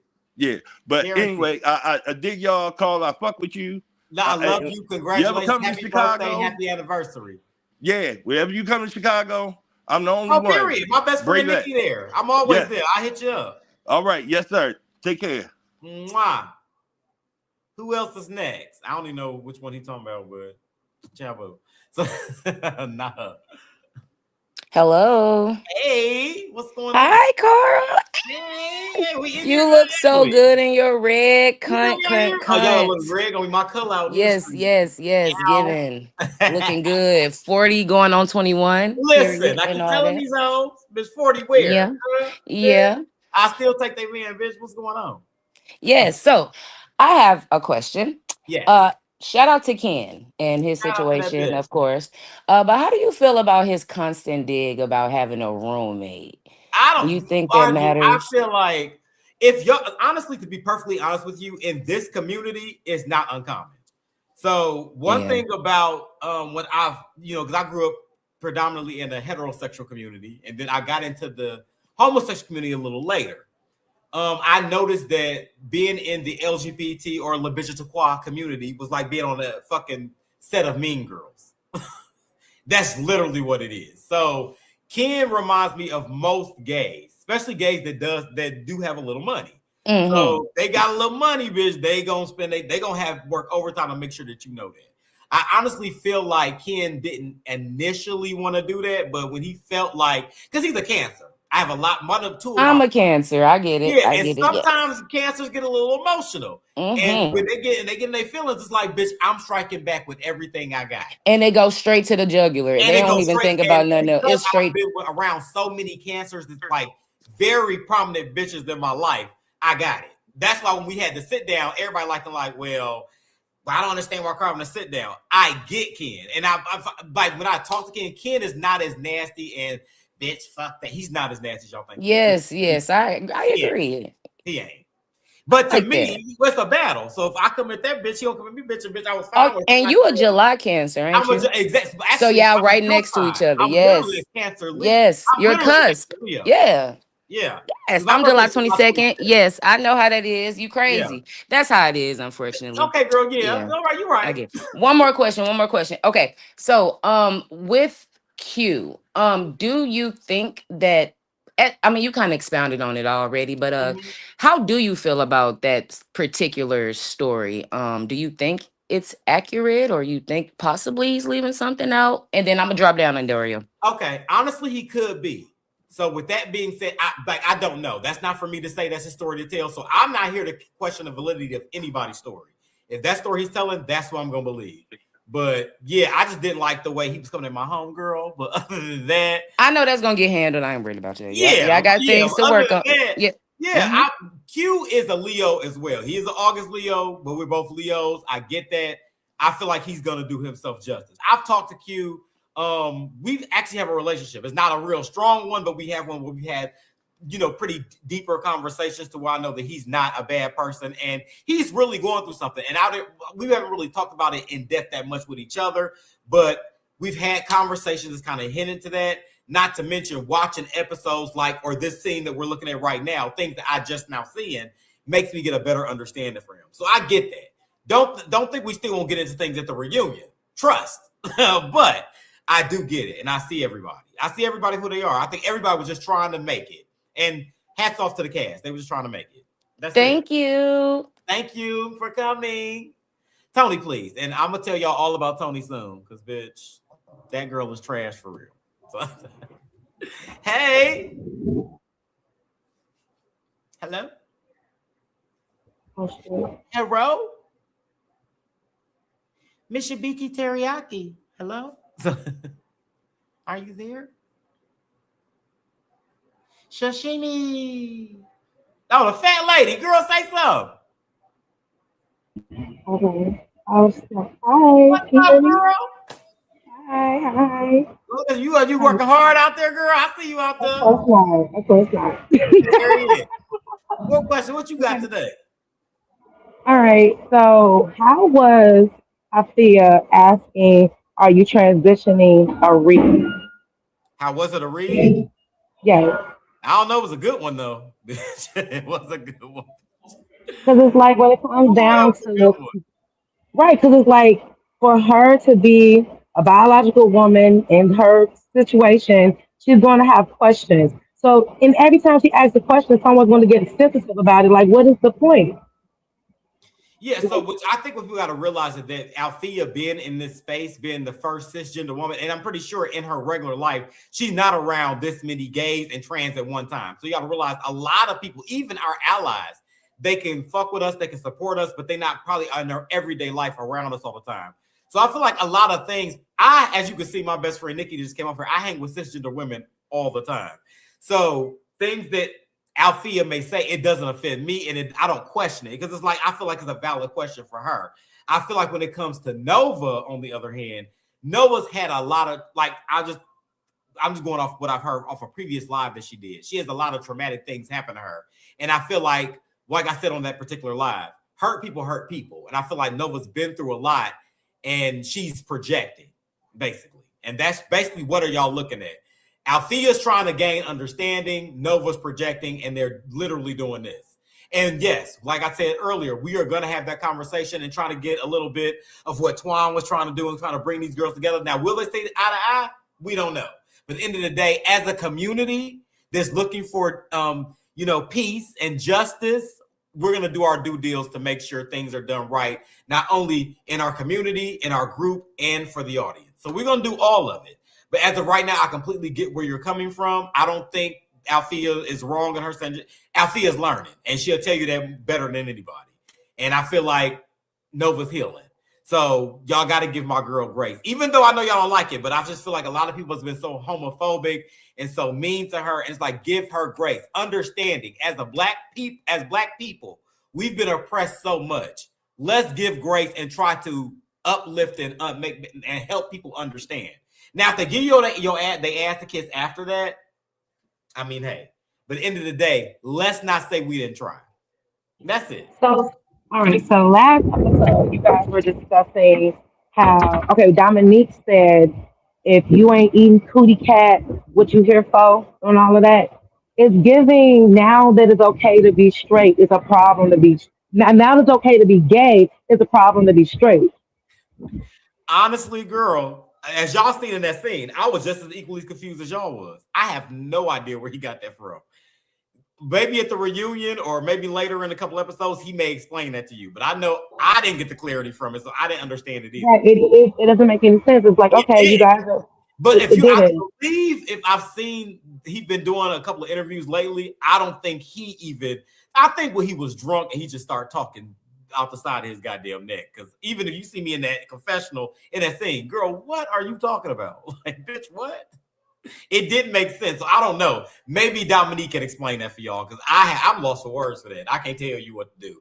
I'm gonna just Right, because I guess based off what he said, I'm a culture vulture too, right?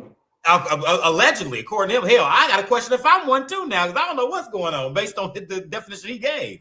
I don't know. So we gonna see. Well, but I don't want to take up too much people's time. I just want to say that I thoroughly love you. I love Tramel. You two are. I know you say don't put y'all together, but y'all my homies. I swear, like from day one, I knew you two were not gonna be. Man, You anyway, know we come I together. know. You know. Yes. But thank you for your time. Be Of blessed. course, love you. Mwah, the fat lady, that's my girl. All right, who next? We gonna take a couple more before I go to bed because I gotta work tomorrow. Okay. I ain't got a mansion like him. Girl, let me tell you, the raggedy chore. This raggedy. Can you hear me? Slut from the 90s is here. Oh my god. You can hear me, Carl? Yeah, I hear you, bitch. Okay. My God, today. This is what I have to say. And y'all, if y'all follow me on Instagram, y'all already watch my stories. Y'all already know how I be feeling about a lot of this stuff.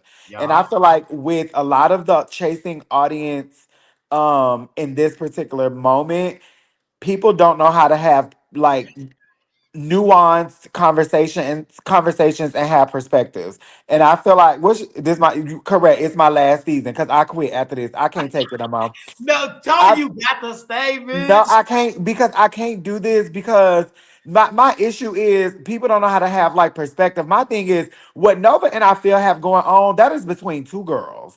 True. We tried at that damn lemon squeeze. True. We tried.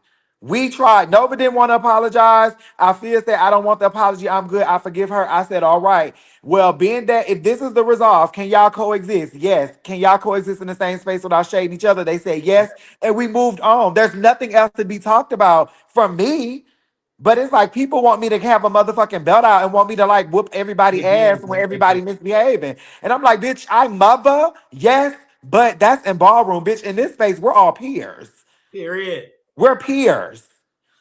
I can't force nobody to do anything.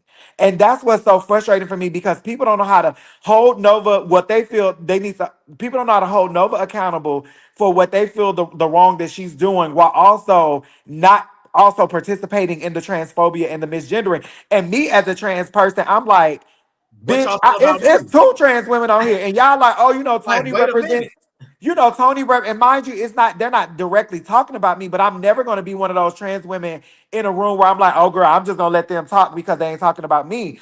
No, because at any moment when I do some shit y'all don't like, then I'm going to become the wig on the stick and I'm going to become the man and I'm going to become all of that.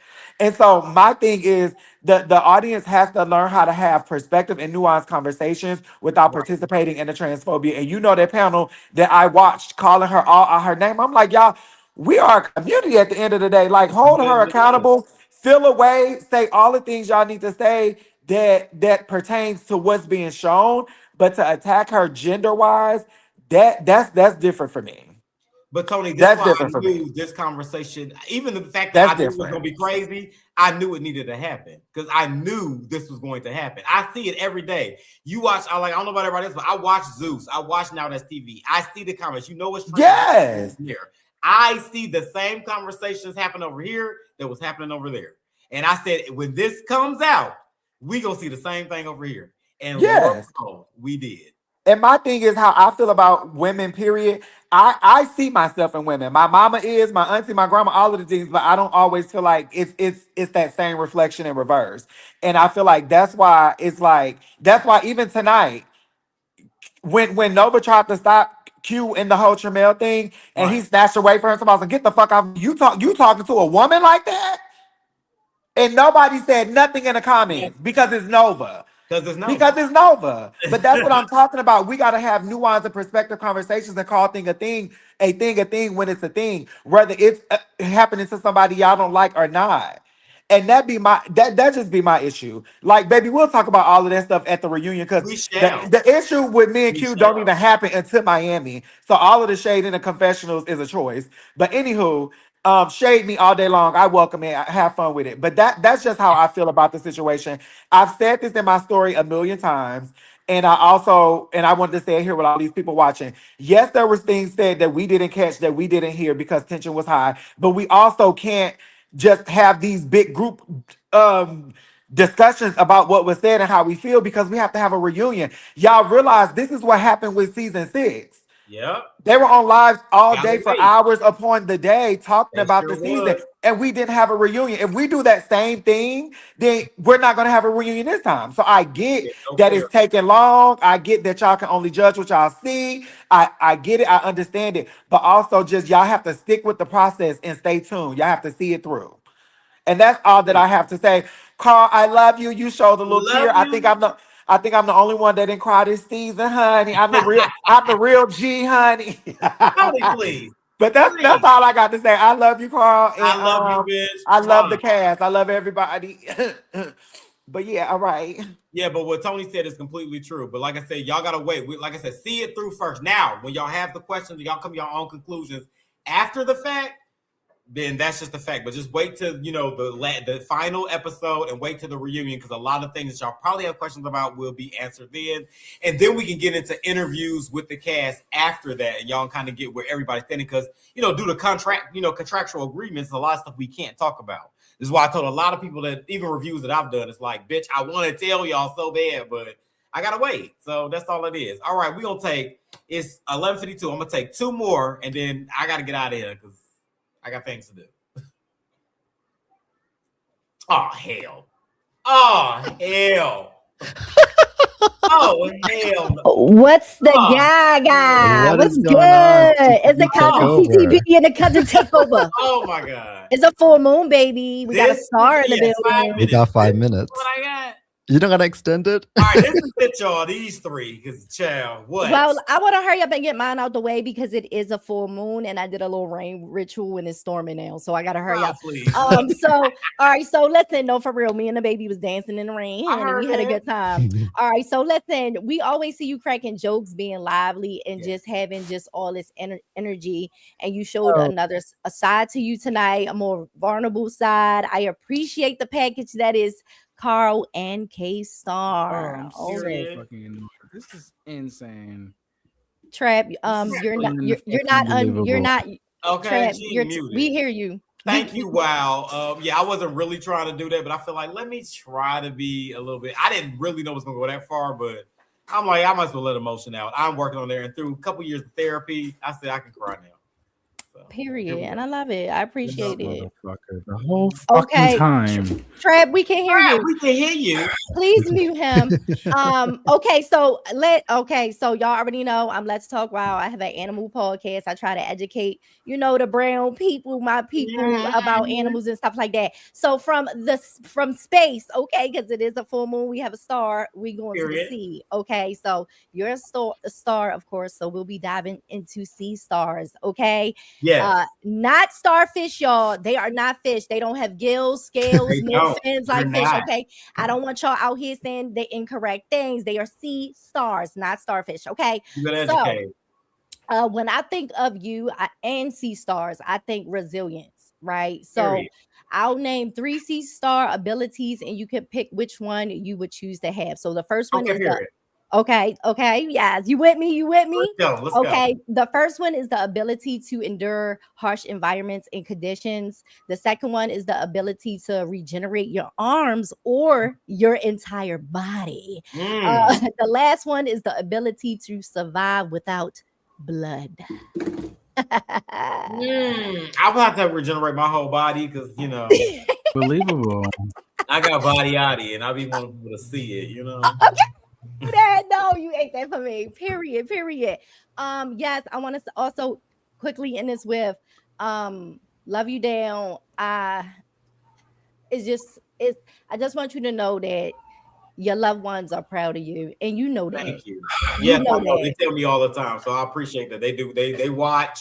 They tell me they probably in here now. Okay, and you know it. Yeah, Period. They the ancestors now. Unbelievable. I Okay, can't hear and they watch them. They over can't you. hear me. Okay. This is fucking. Trap, we can't hear you. We can Oh hear my you. gosh. Oh, Oh, you well, just I'm gonna dropped. stay up until Trap come up. Go ahead, Wayne. All right, go ahead, All Wayne. right. What you got? Take over. Well, first of all, the chase that you showcased was fantastic. Thank It was you. amazing. I'm looking forward to. Is it out? The music video? That album came out photo I got on the season. Throat Factory is out right now. You can go Okay. any platform. It's on the With K-Star. Jamar. Throat Factory with Jamar. All that sound has been out. Okay. See, I'm using the show as my You the show. There you resources. go. That's what it's for.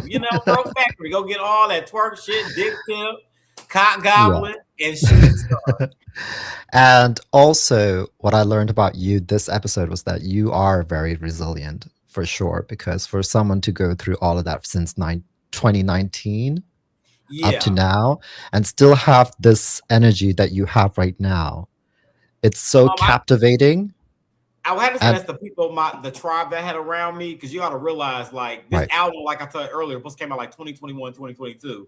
I was in such deep depression them years. The fact that the album sat on the shelf for so long, I really was going to quit doing music. I wouldn't do nothing. Like, I wasn't doing shows. I wasn't doing music. I wasn't acting. I wasn't doing hosting. I wasn't doing nothing. I was just sitting in the house getting fatter and fatter. That was pretty much it. I was just eating bread and desserts, getting fat and sassy. And that's all I wanted to do. I didn't want to talk. It's like everybody was dying, and I had never experienced death so close to me. My mom, somebody I was sleeping with, but my grandmother that I practically raised me, my aunt, that was like my favorite aunt. So it was just like, if I talk to anybody, if I talk to my mom, I talk to that aunt. So it was just like everybody's close to me is dying, and I didn't know what to do. And it was like everything was like months apart, and it was like I cannot keep doing it. My best friend died. It was like I don't know what to do. So me being here now, releasing the album, being on Chasing, this is things that even Danita was trying to get me to get the album out, and she was trying to get me on Chasing. And mind you, Chasing had ended technically after season 6. So I'm looking like this. Me being here with y'all right now was nothing but God. Like this was nothing that was supposed to happen for me. Because I'm like, bitch, I'm not going to do this no more. I want to do nothing. No, because I honestly see why you have such a big fandom, because you are that person. You are very captivating. You are a star. I'll give you that for sure. And I only have one question. Don't drag me on TTB later, because I'm coming. I will. And I will put the link, okay? I cried today. I will not be crying tomorrow, okay? There you go. I only have one question. For the elites, I feel like it's weird to see them in a way not acknowledge the fact that they're the ones who are dividing the group with the whole the trip. You talked to Dominique about why you guys have 2 houses, and it's like right there, it's just setting the tone. And how does it feel to be like gaslit like that? Actually, we will get into it in these next couple episodes, because I'm like, as you've seen, there was a clear gaslight happening there. I'm right. Like, what the fuck is happening here? I feel like with this particular group, reason why things were kind of split down the middle, because everybody is getting to know each other at this point in time. So everybody is taking something that may not be that serious and turn it into a whole thing. My thing is that some people in this group have been knowing each other for a very long time, outside of people who just met each other. If y'all notice, everybody is getting into it as bitches that just met each other. But the hoes that know each other very well, some of them are sitting on the sidelines and not saying nothing. Or so we think. Yeah. And also them being very dismissive towards Tramel, I did not like that at all, because Tramel actually called praise. To be perfectly honest, they're mad at me. They didn't like me. I was ghetto. I was too much. It wasn't enough. Tramel called us stray because for some odd reason, somebody put a bug in their ear that we are a package deal. Me and Tramel, if y'all been watching the show, I don't know about y'all, but I did say you guys are like a duo. And me and Tramel are best friends. We're not a duo. We are, of course, we hang out together because we actually like each other's company, which is why we live together. We don't live together because we have to. We live together because we actually like each other. Which, like I said, another week, he's got his own place. I've got my own place. We're actually moving. We're packing up now. So with that being said, we didn't move together because we needed to. It's because we like each other. Bitch, it's like an episode of Girlfriends in this bitch. We have a great time. I'm going to leave because I think it's time. Thank you again, Carl. As always. Yes, he was longer than me, honey. Yes, love you down, Carl. We'll have a longer chat on the TTV live. On the TTV thank y'all for coming up. Bless y'all. We'll talk more. Thank you, Dario. Thank you, Dario. Y'all have came in and showed out. I love y'all, baby. Y'all follow me. And who is the? Oh, hell no. Jamar, you raggedy bitch. You have of course. I have to. Girl. But shout out to you for that song, bitch. You and the first 30 seconds, bitch, I said, bitch, I'm gonna start crying again. I was like, ugh. You know what? I was really, really nervous about when this part was coming because I was like, you know how the people be when it comes to people, showcasing the things that they like to do. And, for the people to, support the song, the way that they did, I really, really appreciate it. Yeah. And of course, I have to give you your flowers. Like you said, it was the first song that I ever wrote. It was. I remember I was writing in the shower and while I was walking my dog, and I did come to you with the beat. I originally thought it was going to be something for me, and I, knowing the kind of stuff that Carl made, because mind you, he said we did this back in 20. Okay, this was many moons ago. So when I sent him the idea, that I had, which was essentially just the chorus or whatever it is that I had at the time, I was like, this doesn't feel like something that Carl would really be into. This doesn't feel like it's something that he would probably like. Probably going to be cheesy, but I'm just going to send it to him anyway. If he hates it, he hates it. We'll work on something else. And when you said that you loved it, I said, oh. I love it because it was the beauty of it. Like the way the song went, because what I wanted this to do is be the introduction of you. When we talked about doing music, I wanted, because I know it's already going to be out the comfort zone for me, because, I only make fucking pussy music. So I said, this is going to be completely different for me. So I said, when I heard the beat, I said, Jamar's bringing a whole different sound here. Go ahead. This is going to be K-Star introducing Jamar and his musical talent. So that's what I want everybody to see, Jamar. That's why, like I said, more I could barely, you already know I could barely get the rap out. I could barely get the words out. I said, long as Jamar is doing the chorus and his part, we're good. We gonna put all the camera on you. I'm just gonna be, I was background. I was doing oohs and ahs in this song. This song was literally all about you and how you made us feel in the song. So it's on my album, but this is literally Jamar's song. And Jamar did it beautifully. Is why I only can listen to it for 30 seconds. Thank you. I mean, it's look, if y'all like it, it's on Throw Factory. It's the last song. Make sure y'all support it. And, the thing about, that particular song is that I feel like it's going to always be, somewhat timeless because, you and I did recently lose a good friend of ours. So we can now add them to the list. Right. You can always rework the lyrics however you want to. And it's something that, you can always reinvent and add to as time goes on. So I think that's what makes it really, really special. Like you said, Danita got to hear it.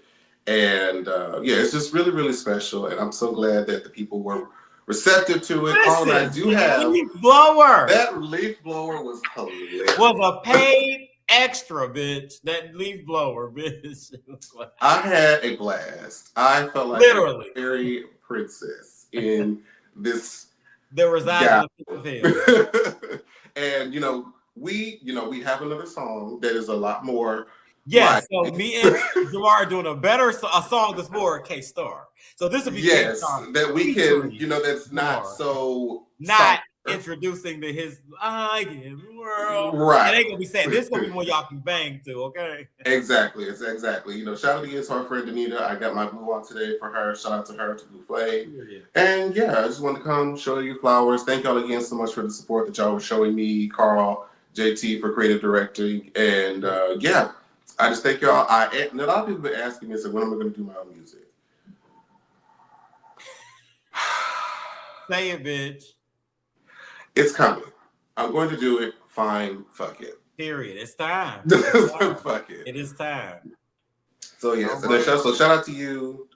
Shout out to Tramel. That song that him and I did was showcased earlier, and then Jeff have a song on his EP coming out. So I appreciate my community allowing me to kind of get my feet wet until I can kind of step out later and do my own thing. So shout out to y'all. Love y'all so much. Shout out to y'all. Thank y'all for 300 plus of y'all that came here. Y'all love me. Y'all love that. Make sure y'all still raggedy, bitch, on Instagram. Make sure it follows and shit. But you know what? Shout out to Chasing with 100K. The reunion coming soon. Couple episodes left. It ain't over. It is not over. It's not over, bitch.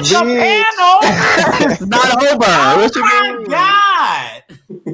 Girl, am I on here? Bitch, get that picture off. What are you doing? Girl, I want to be on 40 for this episode, girl. Oh my God. That's so nice. The chasing piano. Oh my God. You raggedy bitches. Listen, okay. I would give this bitch flowers, but all these other bitches been letting this bitch think that she's some magical resilient starfish. So I don't want to add to it. Bitch, you love me I don't more. want to even add to that shit. Girl, please. Jeremy loves me. He hugs me often.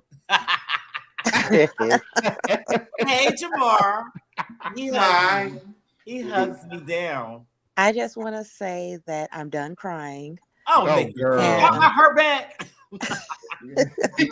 Why is she here? I just want to say that, Jamar, you know what that song does to me. I love you for every bit that you put into that song. And I'm thinking that she be playing, but it happens every time. She cried every time. I'm gonna make sure to post it every time I want her to But cry. I was getting because the way Dario edited, I'm like, why would you have me crying? And I gotta go live in 20 minutes. I'm in here my man bitch, I ain't never seen you cry. I'm like, why the fuck would Dario do that? I got 10 minutes left. I ain't never seen them cry either. I didn't even know that shit. I didn't even know that shit happened at that scene. I've seen Carl cry maybe twice in life. Twice in 15 years. I cry. I'm sensitive. What y'all mean I'm out the closet? I've been out the closet. I ain't been doing no videos in no closet forever. What is y'all talking about in the comments? I ain't did no videos. You been in the closet this episode, but you in the corner every scene, bitch.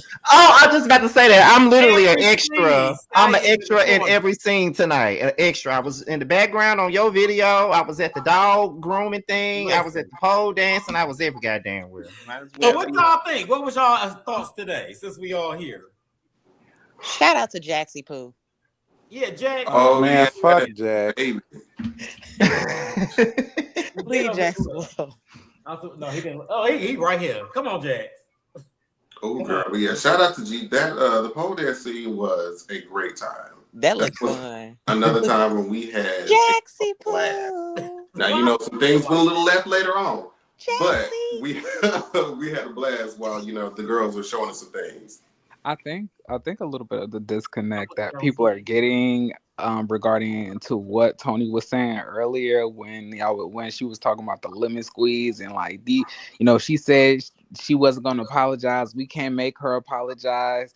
Alfeeya said she accepted it and she just cool with moving on. then why do we keep on rehashing it? Like, why do we have to have a whole pussy popping pole group therapy session? Well, to try to mend the fences if we already agreed that those two people would just stay in their separate corners? Because like before y'all tried to make them have a conversation about it, everybody was having fun. This is true. Well, I think for in Tony's defense though, Toni really ain't been around for all of that stuff. So it's like a lot of this stuff that's going on with Nova Alfeeya is kind of new for her. And I don't really think that she's the one that's really the one that's constantly trying to make them talk. It's the other people on the cast that's constantly trying to make them talk. And at the end of the day, I agree with everything that you're saying too, Jeremy. Just like Tramel said, we can't force them to get along. If they don't get along, they just don't fucking get along. Baby, I want to say something, and I want to say this very plainly that y'all do realize that after Q's game night, I don't think Alfeeya and Nova were in the same room with each other that much. As much as people try to make it seem like they only been in each other's presence like maybe 3 or 4 times. But like I said earlier, in like, four 4 or 5 months. It's like, that's what I said. But the way it's edited in the show, they are seeing things. They see the story come together. I know they see the story come together. Yeah, but they're it's like, just damn. doing it. I'm like, that ain't what really happened. It's just how it's edited. It's edited the way it's supposed to be edited. Just give us some time. Yeah, y'all just need to give Trina. Y'all need to give us some Trina time. edit. Y'all want us to check. I hadn't actually talked to Nova. Trina edit like Toni got. Leave Trina edit alone. Trina edit ain't been around for none of this stuff. Leave Trina edit alone, okay? I celebrated edit that Trina is crazy. Listen, that picture that Toni had, that was fucking epic. Oh, she ate that. Yeah, that picture was epic. It gave that little flash. I think that's a badass bitch. So I said, I know that the Elite chat is on fire right now. It is. No, Tramel, you gotta say it the right way. You talking about You gotta say the word the right. Yes, that picture right there. Ooh, yeah, she ate that. That ate. That need to be your new profile picture. Listen, it does actually. You put that as your header on Facebook.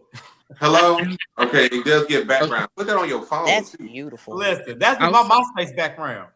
Outside of Toni, I did have another question. So like these people were making it seem as if like, okay, Alfeeya excluded some of us out of the email who supported her. Now, if my recollection is on point, I remember after that whole thing went down with Nova and Alfeeya, bitches was outside of that house cackling. Like they were laughing. They thought that shit was hilarious. They were getting their life. And Quintin was one of those people. So I was like, why are we acting like we were all alone? Like y'all were cackling. Like y'all thought that shit was hilarious. I don't know what exactly y'all thought was funny about it. I'm not saying that y'all thought what she said was funny.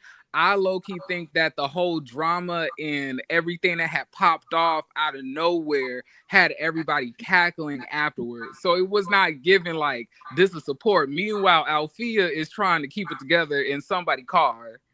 Like and Dario bent over into the fucking driver's seat talking about it's gonna be okay. It's gonna be all right. It's all right. And like I'm looking at everybody else, they just cackling. I'm like, why is everybody? Do they not like her? What is going on? And I literally kept on asking Jamar. I was like, what did she do to these people? Yeah, accountability. A lot of times ain't been the thing over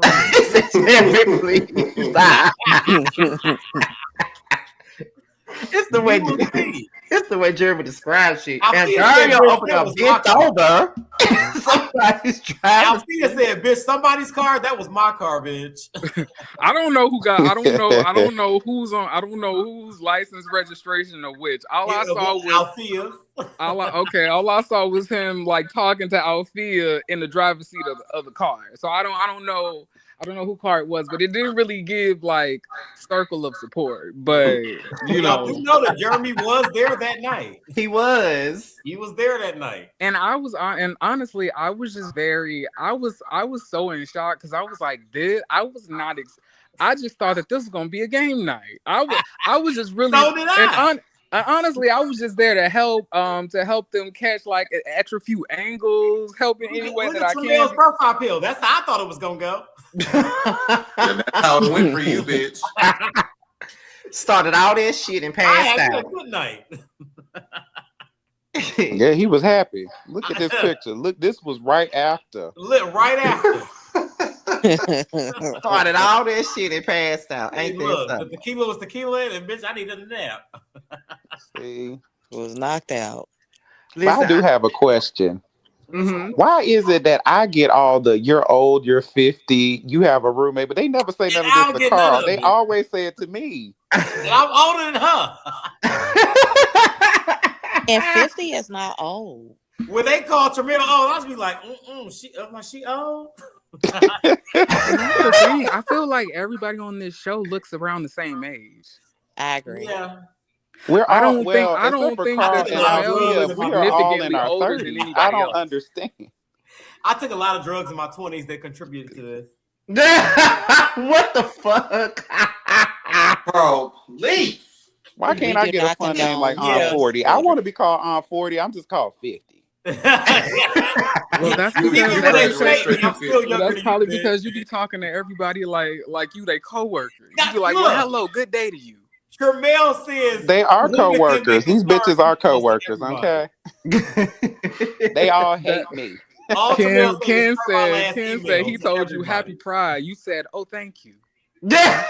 So let me talk about that. Let's talk about that. I was drunk. He poked me and he whispered something, and I didn't really hear it. Tramel's the only bitch on here that threatened to whoop everybody's ass, and they thought it was me. It's Tramel. Tramel was talking about bruising for bruising with everybody. No, let me say it. So when he poked me, I didn't know what he said. And what was so and what bothers me the most, and I'm so sorry, Ken, but what bothers me the most about it was that you had a whole sit down with Carl, but you poking me at a pride event while I'm drunk is supposed to make us cool. Why? Why is that? Why do I not get a sit down? Well, do you want a sit down, Tramel? Girl, not after he poked me and just thought that it was cool. Now that part of the sit down wasn't there, but I said that in the sit down that I could have seen y'all having a sit down before me and him. I could have saw that. It just wasn't in there, but that I did say that. It didn't make no sense. He poked me, and I felt like what's the name from Abbott Elementary when they whispered something in the ear. He was like, "What did he say to you? Did he say you're gonna lose your job if you don't do well?" He said, "Worse." He mumbled it. I didn't hear it. But Tramel, how do you were you in fear of your life when Quintin said that he was gonna whoop your ass and smack the fire out of you?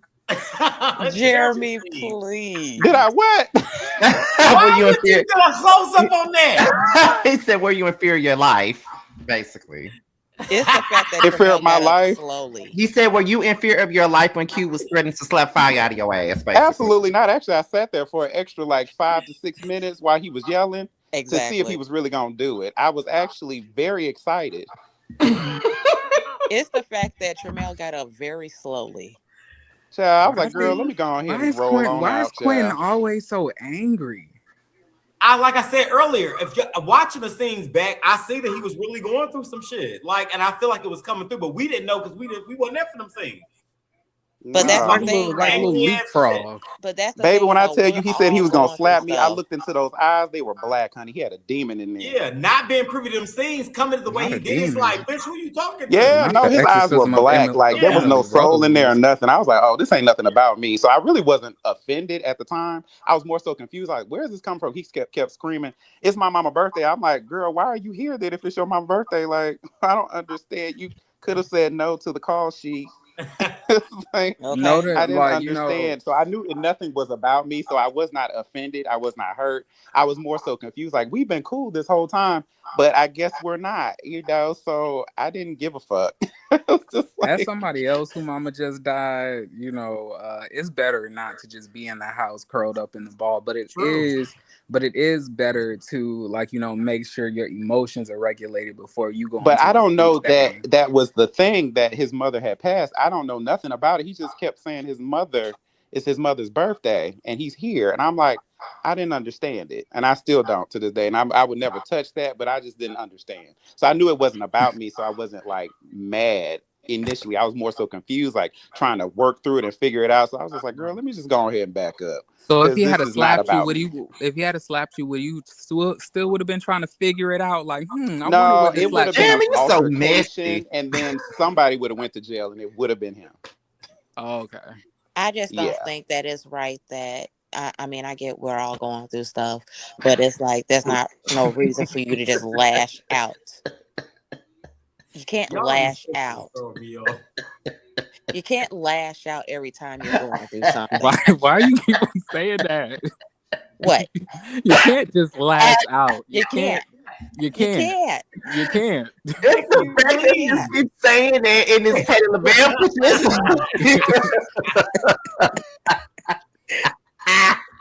But it's the truth, though. You can't just lash out at people when you're going through. Nikki, if you say that shit one more time, bitch, because you can't. We get it. You can't. You can't. You really can't, though. Oh my God, please. You know what? I blame the baddies. You know, I think you've been hanging around Sukiana too much. You know, when you hang around the baddies, it kind of interrupts your conflict resolution Oh my skills. God, I can't. And Nikki been watching that show faithfully, so yeah. I have. She has. And I usually don't watch it, but I be bored at work. What the fuck?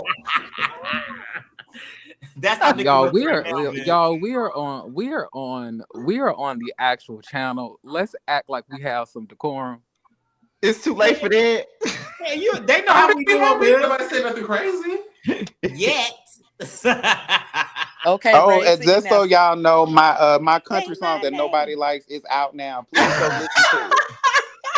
You know what, Tramel, I was actually really proud that you like embarked in a new genre. I was like 1960 encourages. Ooh, I feel you. KenDoll asked a question. Huh? KenDoll said, but answer me this: how you want to be Chun-Li in a little Street Fighter with me in the alley, but you want to call the cops on Q. You gotta pick one. Did I call the cops on Q when he threatened to slap me? I didn't take. Like I said, I gave him an opportunity to get himself together. Okay, I was not threatened by Q, and I was not threatened by you either. When you jumped up in my face and said you wanted to fight me, child, I laughed. I thought it was funny. I'm not being. But I don't have no problem with nobody, so so it was not serious enough for me to want to fight. When I said that to you, I think I was drunk. That was your birthday, but we had been drinking that whole day. Yeah, that was my birthday. I was mad. And what was so funny about it, Ken, and now I get to say this to you personally. I just found it really funny that you didn't invite me to your birthday party because you didn't want no shit to happen to you on your birthday. But on my birthday, you would not give me that same courtesy. That's just so funny to me. Ken said, but you wanted to show me first, Tramel. No, Ken, I liked you. He said, Ken they said, both like two white women from Beverly Hills, bitch. They would get along. Okay. Not two white women, please. They are. I was just frustrated. I was frustrated with Ken in that moment. It's like, girl, you didn't want me to come to your birthday party, but now you cussing me out on mine. It's like, why are we like this? Me and Ken have a lot in common, but him and Tramel have a lot more. KenDoll said you wanted to fight, bitch. Man, no, I don't want to that fight whole anybody. I damn. don't see bitch anywhere. Tramel will fight, I but know, Ken I wanted to fight. Ken's a ghetto ass bitch. She wanted to fight too. Listen, that whole argument with Tramel and Kid was fucking hilarious to me. I had so many quotables after that. Jamar, please. KenDoll said because you ran up on me in the alley in the Nikki, West stop End, being messy, bitch. girl. Nah, I ain't run up on nobody now. You need to go to bed. Play shooting star. Sorry. No. Okay, look, Y'all, quick question, and I'm asking this genuinely. Why the fuck was Twan crying? I was so confused. I Look, was like, he's a where? therapy, but he I was like, where are these? I was like, where are these emotions coming from?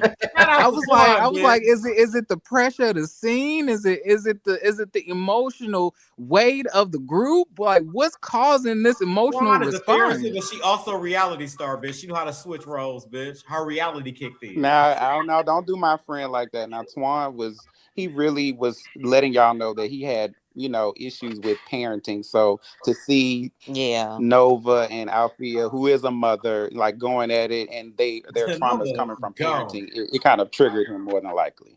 Yeah. Oh, okay. So He'll it's tell y'all like on his next season. So it's parental trauma stuff. Yeah. Baby, crying on camera is just not the business. See, that's why me and Scotty get along so Excuse me? Don't put that on me. Want to cry? Nobody likes Why is crying Tramel on always camera. giving woe is me tease? I'm not. I'm actually the punching bag that they said that they Tramel's were. And I really don't give a fuck. I'm not woe with me. Bitch, I'm having myself a great time. I'm actually smiling, laughing, and running amok and having myself a great time. Y'all think it's woe is me. I was really like only sad about my cousin dying. So like all that shit y'all talking about, I really didn't give a shit about. For real. Come on now. There's like 2026, 2025. Everybody dying that ain't never died before, huh? Listen. This is crazy. Oh my God. Oh my God. Like my mama just died. I'm still trying to come to terms with that. My friend died in 2022. Not Jamar. Jatavia, please. Rakisha then passed. It's a lot. It's been a lot. It's been a lot. And then I gotta go to a funeral I've tomorrow. been, Yeah, Nikki got to go tomorrow. A lot happening. Tony, you know where you sit. Yes, I'm protecting my peace, laughing. I have my man. I'm having a great time. But you know what? I'm not going to lash out because I have a funeral to go to tomorrow. Oh, that's your throw a little shade in there too, bitch. You was a shady whore. I have a flight to catch tomorrow. So where you going, Houston? Yes, I'm going to Houston. I'm gonna pray for you. You need to be going now. Now I gotta do No, he don't need to. He does not need to be going now. What It's you want actually to opposite. your man, bitch? I'm gonna call him Bando and be like, bitch. Okay, girl, you should have been there yesterday. He knows. He knows I'm going to Houston. I just seen him earlier. Well, we know how What's happening. What's happening in Houston? It's Josiah's birthday. Sure, Jen.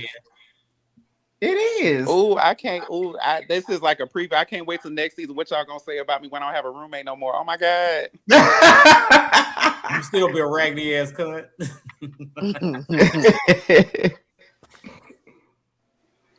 At the end of the day, She might be a lesbian. That lady got too much of her attention. Nikki, I asked you to read the comments you read. Nikki is messy. I'm not saying it. Read them to yourself. Ask Nikki on the show. That'd be the first cisgender woman they hate. They'll hate that bitch. I'm telling y'all right now. No, they're not. They're gonna love me because y'all gonna hate her. I am a ray of sunshine, and I shit fucking rainbows and cookies all day. Oh, Ken, you know I'm gonna take that housewarming gift. Ken, I promise as you. am I. So I already know it's gonna be something Louis, bitch. I know you got the coin for her. How did y'all feel about Dominique calling Alfeeya his girl? She ain't. I'm just yes, she ain't. At this point, Dominique just be chatting, and I don't think he takes any of this seriously. I don't even think he remembers what he says between each of these honestly, scenes. he does. What I need people to understand and stop being so surprised by Dominique. Dominique has been a raggedy ass bitch since season 4. Why are you surprised? Oh my God! But haven't y'all been friends before? Haven't y'all been watching this? I can say that I, for one, am very shocked at Dominique and the things that he's done and said. And I'm getting my HR email together. Because I don't think biased. I don't think biased people should be anchors. Mm-mm. So, in your opinion, who should be the anchor? Toni. Well, hold on. She was missing a lot. Hold on. Wait a minute. Let me think. Right, because, she was busy. You know what? I might actually, I think Noel is very neutral. I think he was doing his, I think he was doing his fizzle a little bit. Where you, girls? Ain't it only two more episodes left? What else is there left to see? Noel is not doing anything. Oh, it's plenty. But Noel has been doing. He's been doing. I was actually quite surprised at him at Ken's house for the the karaoke, and how he stood up and he was trying to be inclusive. Huh. Because Carl didn't do it. He was sitting in the back eating his little meatballs and cheese. He was investigating. I'm still waiting on those findings, honey. Reunion. Oh, so he ain't never told you what he found between those two meetups? When the reunion comes, I'll drop the study. Carl was over there being a fat ass over there. You wonder where they got food, bitch? Please. Child, they at the karaoke, they was like, "Thank God that cancer is not right here, right now of the group." And meanwhile, Carl is just eating chips. Okay. Because somebody passed the snack. I actually enjoyed watching the karaoke scene. It was very, very nice. It was nice and fun looking. I wish me and Ken were in a better place so I could have come. What would have been your? But I actually understand why I wasn't wasn't invited. So it was never one of those things like, okay, we weren't in the best place. So it was kind of like Jamar asked you a question. It didn't really hurt my feelings. Jamar, ask your question again. What would have been your song? Oh, I would have done "Let Me Love You" by Mario. Oh no, Mario! That is really? Would have definitely ate that right on up. What was your song, Scotty? I ain't know the cast. You might as well. You've been in Answer every the goddamn question. scene, bitch. Answer the question, Scotty. It has to. It's between two songs. It's between. Can we talk about Tevin Campbell? Of course. Tevin Campbell. Can we talk? Yeah. Or Best of Me by Anthony Hamilton. Oh. She's so sensitive for. Well, yeah, real quick, because we got 1 minute. Or You Should Have Known Better by Monica, by the way. I knew it was gonna be some Monica somewhere. I would have sang Ken, don't threaten me Jasmine with a good time. Sullivan, You know I'll slide Sit on on through It. and do it. Okay. That's my song. The Sit on It. I want to see. You would. Drop Nikki. Nikki, we thank you so much for your services. Sick of her. What? Do you see how you fuckers treat me? How dare you? Girl, victim candy. Wait a minute. Did he ask the question? Who? Oh, he didn't ask it. Okay, I do have one. I have a question in the Okay. meantime. How do y'all feel about Quintin snapping on people and then apologizing afterwards? It's like he'll black out on you, then he'll be in a separate scene talking about, I just hate that I came out of character. Mind you, Q was a Leo, but he's an August Leo, and that is right on brand for them. Now that's a good question. What happened if you had to swap a good season? question. What season would you choose? Others 5. Damn, bitch. Yeah, The put way me I on 5. I love 5 now. Ass on 5. Oh, Y'all my have seen God. some epic Oh, battles. But wasn't you on season 5? Didn't you hand that man that mace? Excuse me. She caused herself to get maced. I had nothing to do with that. Oh, okay. $T, just ask your question in the chat because they're getting ask ready it to because we're close trying to us get out down. of here. Yeah, I got to be up at 4 in the morning. honey. And Dario already threatened me 3 times. So yeah. So hurry, ask your question. Ask it in the chat. I'll answer it because we gotta go. Season 5 was Chef Kiss good. It was. Yeah, season 5 was my favorite season. Every episode. We weren't friends. We were fucking. I tried to audition for season 5 at the time. That did not work out. Oh, KenDoll, I'll see you at the reunion, baby. Just wait. Like KenDoll is so fucking funny. All these bitches gonna show up to the reunion talking about, hey friend, and we ain't gonna get nothing. Oh, child boo. You already know that. Everybody's playing real cute right now. It's giving let's all make up before the reunion and invite everybody to different things now. Like, girl, I want the drama. I want y'all to carry that hate into the reunion, and then we can rectify. The thing is, a lot of times when you own these shows, you over it, but we already know that we gotta go into the reunion and discuss this shit again. That's exactly how I was. Basically, like New York said, I press pause, I'm gonna press play. Soon as you ask her her motherfucking question, that's what's about to happen. Yeah, and it really did on pause since all this should happen. And it really just depends on how depends on how you resolve it at the reunion on how we move forward from there. Yes. Carl, real quick. And I'm sorry. I ain't trying to cut y'all off. He said, "How is this show different from the other ones you've been on?" Well, only show I've actually had a bit of main cast member on was Web Life. That was different. Web Life producers brought me in to be a villain, and that's what I did. So every other show, I wasn't really on them. Like me, I'm a working artist, so I don't do this for camera. Like I work, so they're filming, I'm working. I didn't know it was a show filming, so that's the only difference. I don't know what happens with them shows. I wasn't on them. But Web Life was fun. I got to be mean, and they paid me to be mean. So, hey. Period. I should get paid to be mean. I got paid to be mean. This one, of course, chasing was always the goal. I dropped the ball on season 5. I was going to pick it up in 6, and Dario said, we not cast. And then he said, this is the last season. I said, well, bitch, that dream's dead. So I said, well, then I tried out for 7, and they said, again. And I said, well, you know what, bitch? Let's try 8. After I booked like 4 trips and said, okay, now I'm about to go travel the world because nobody wants me. Everybody called me within weeks of each other. And I said yes to everybody. Hey, yes. Healed me and came right through and said, bitch, yes. I can't with you. And also, Carl, I think this is the last question. I'm not sure. It better be. It's gonna be. Carl, besides your bestie, who is your favorite cast member? Good question. My favorite cast member besides Tramel. I'm sorry, Andario. I'm sorry. It's who?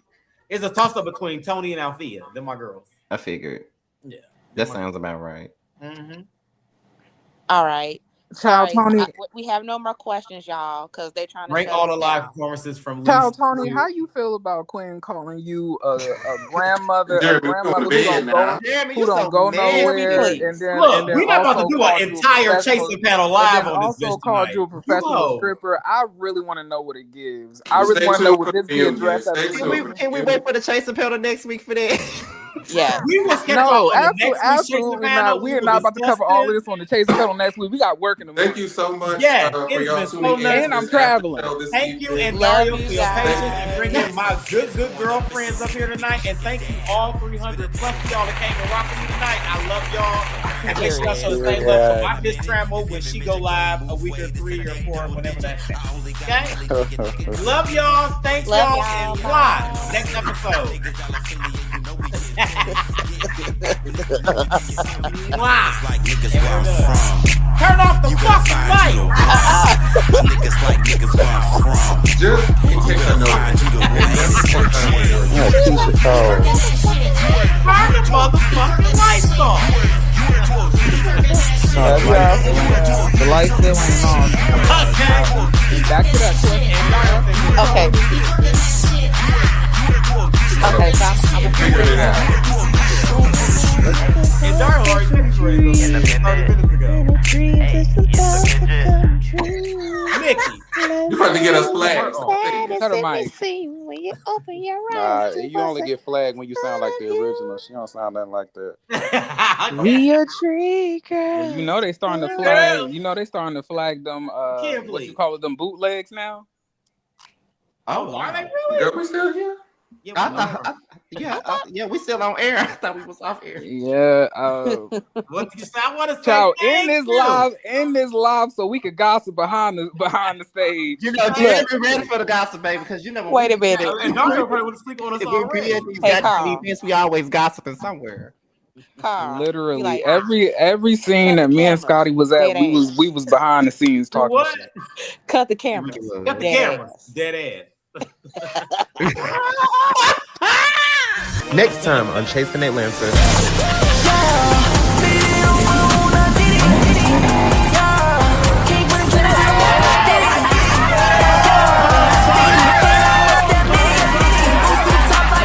Coming into this, I didn't know how this was gonna go.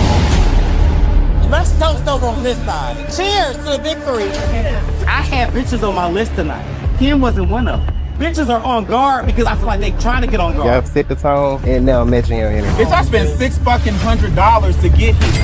I don't have time for these hoes about no goddamn money, about no damn dinner. Y'all are purposely excluding everybody else. You acting a motherfucking fool. If you want to, I'm only talking to you. But if you want one, you can have one. You know what I mean? Don't get me on, yo. Please. Y'all don't hear that, bitch. No, that is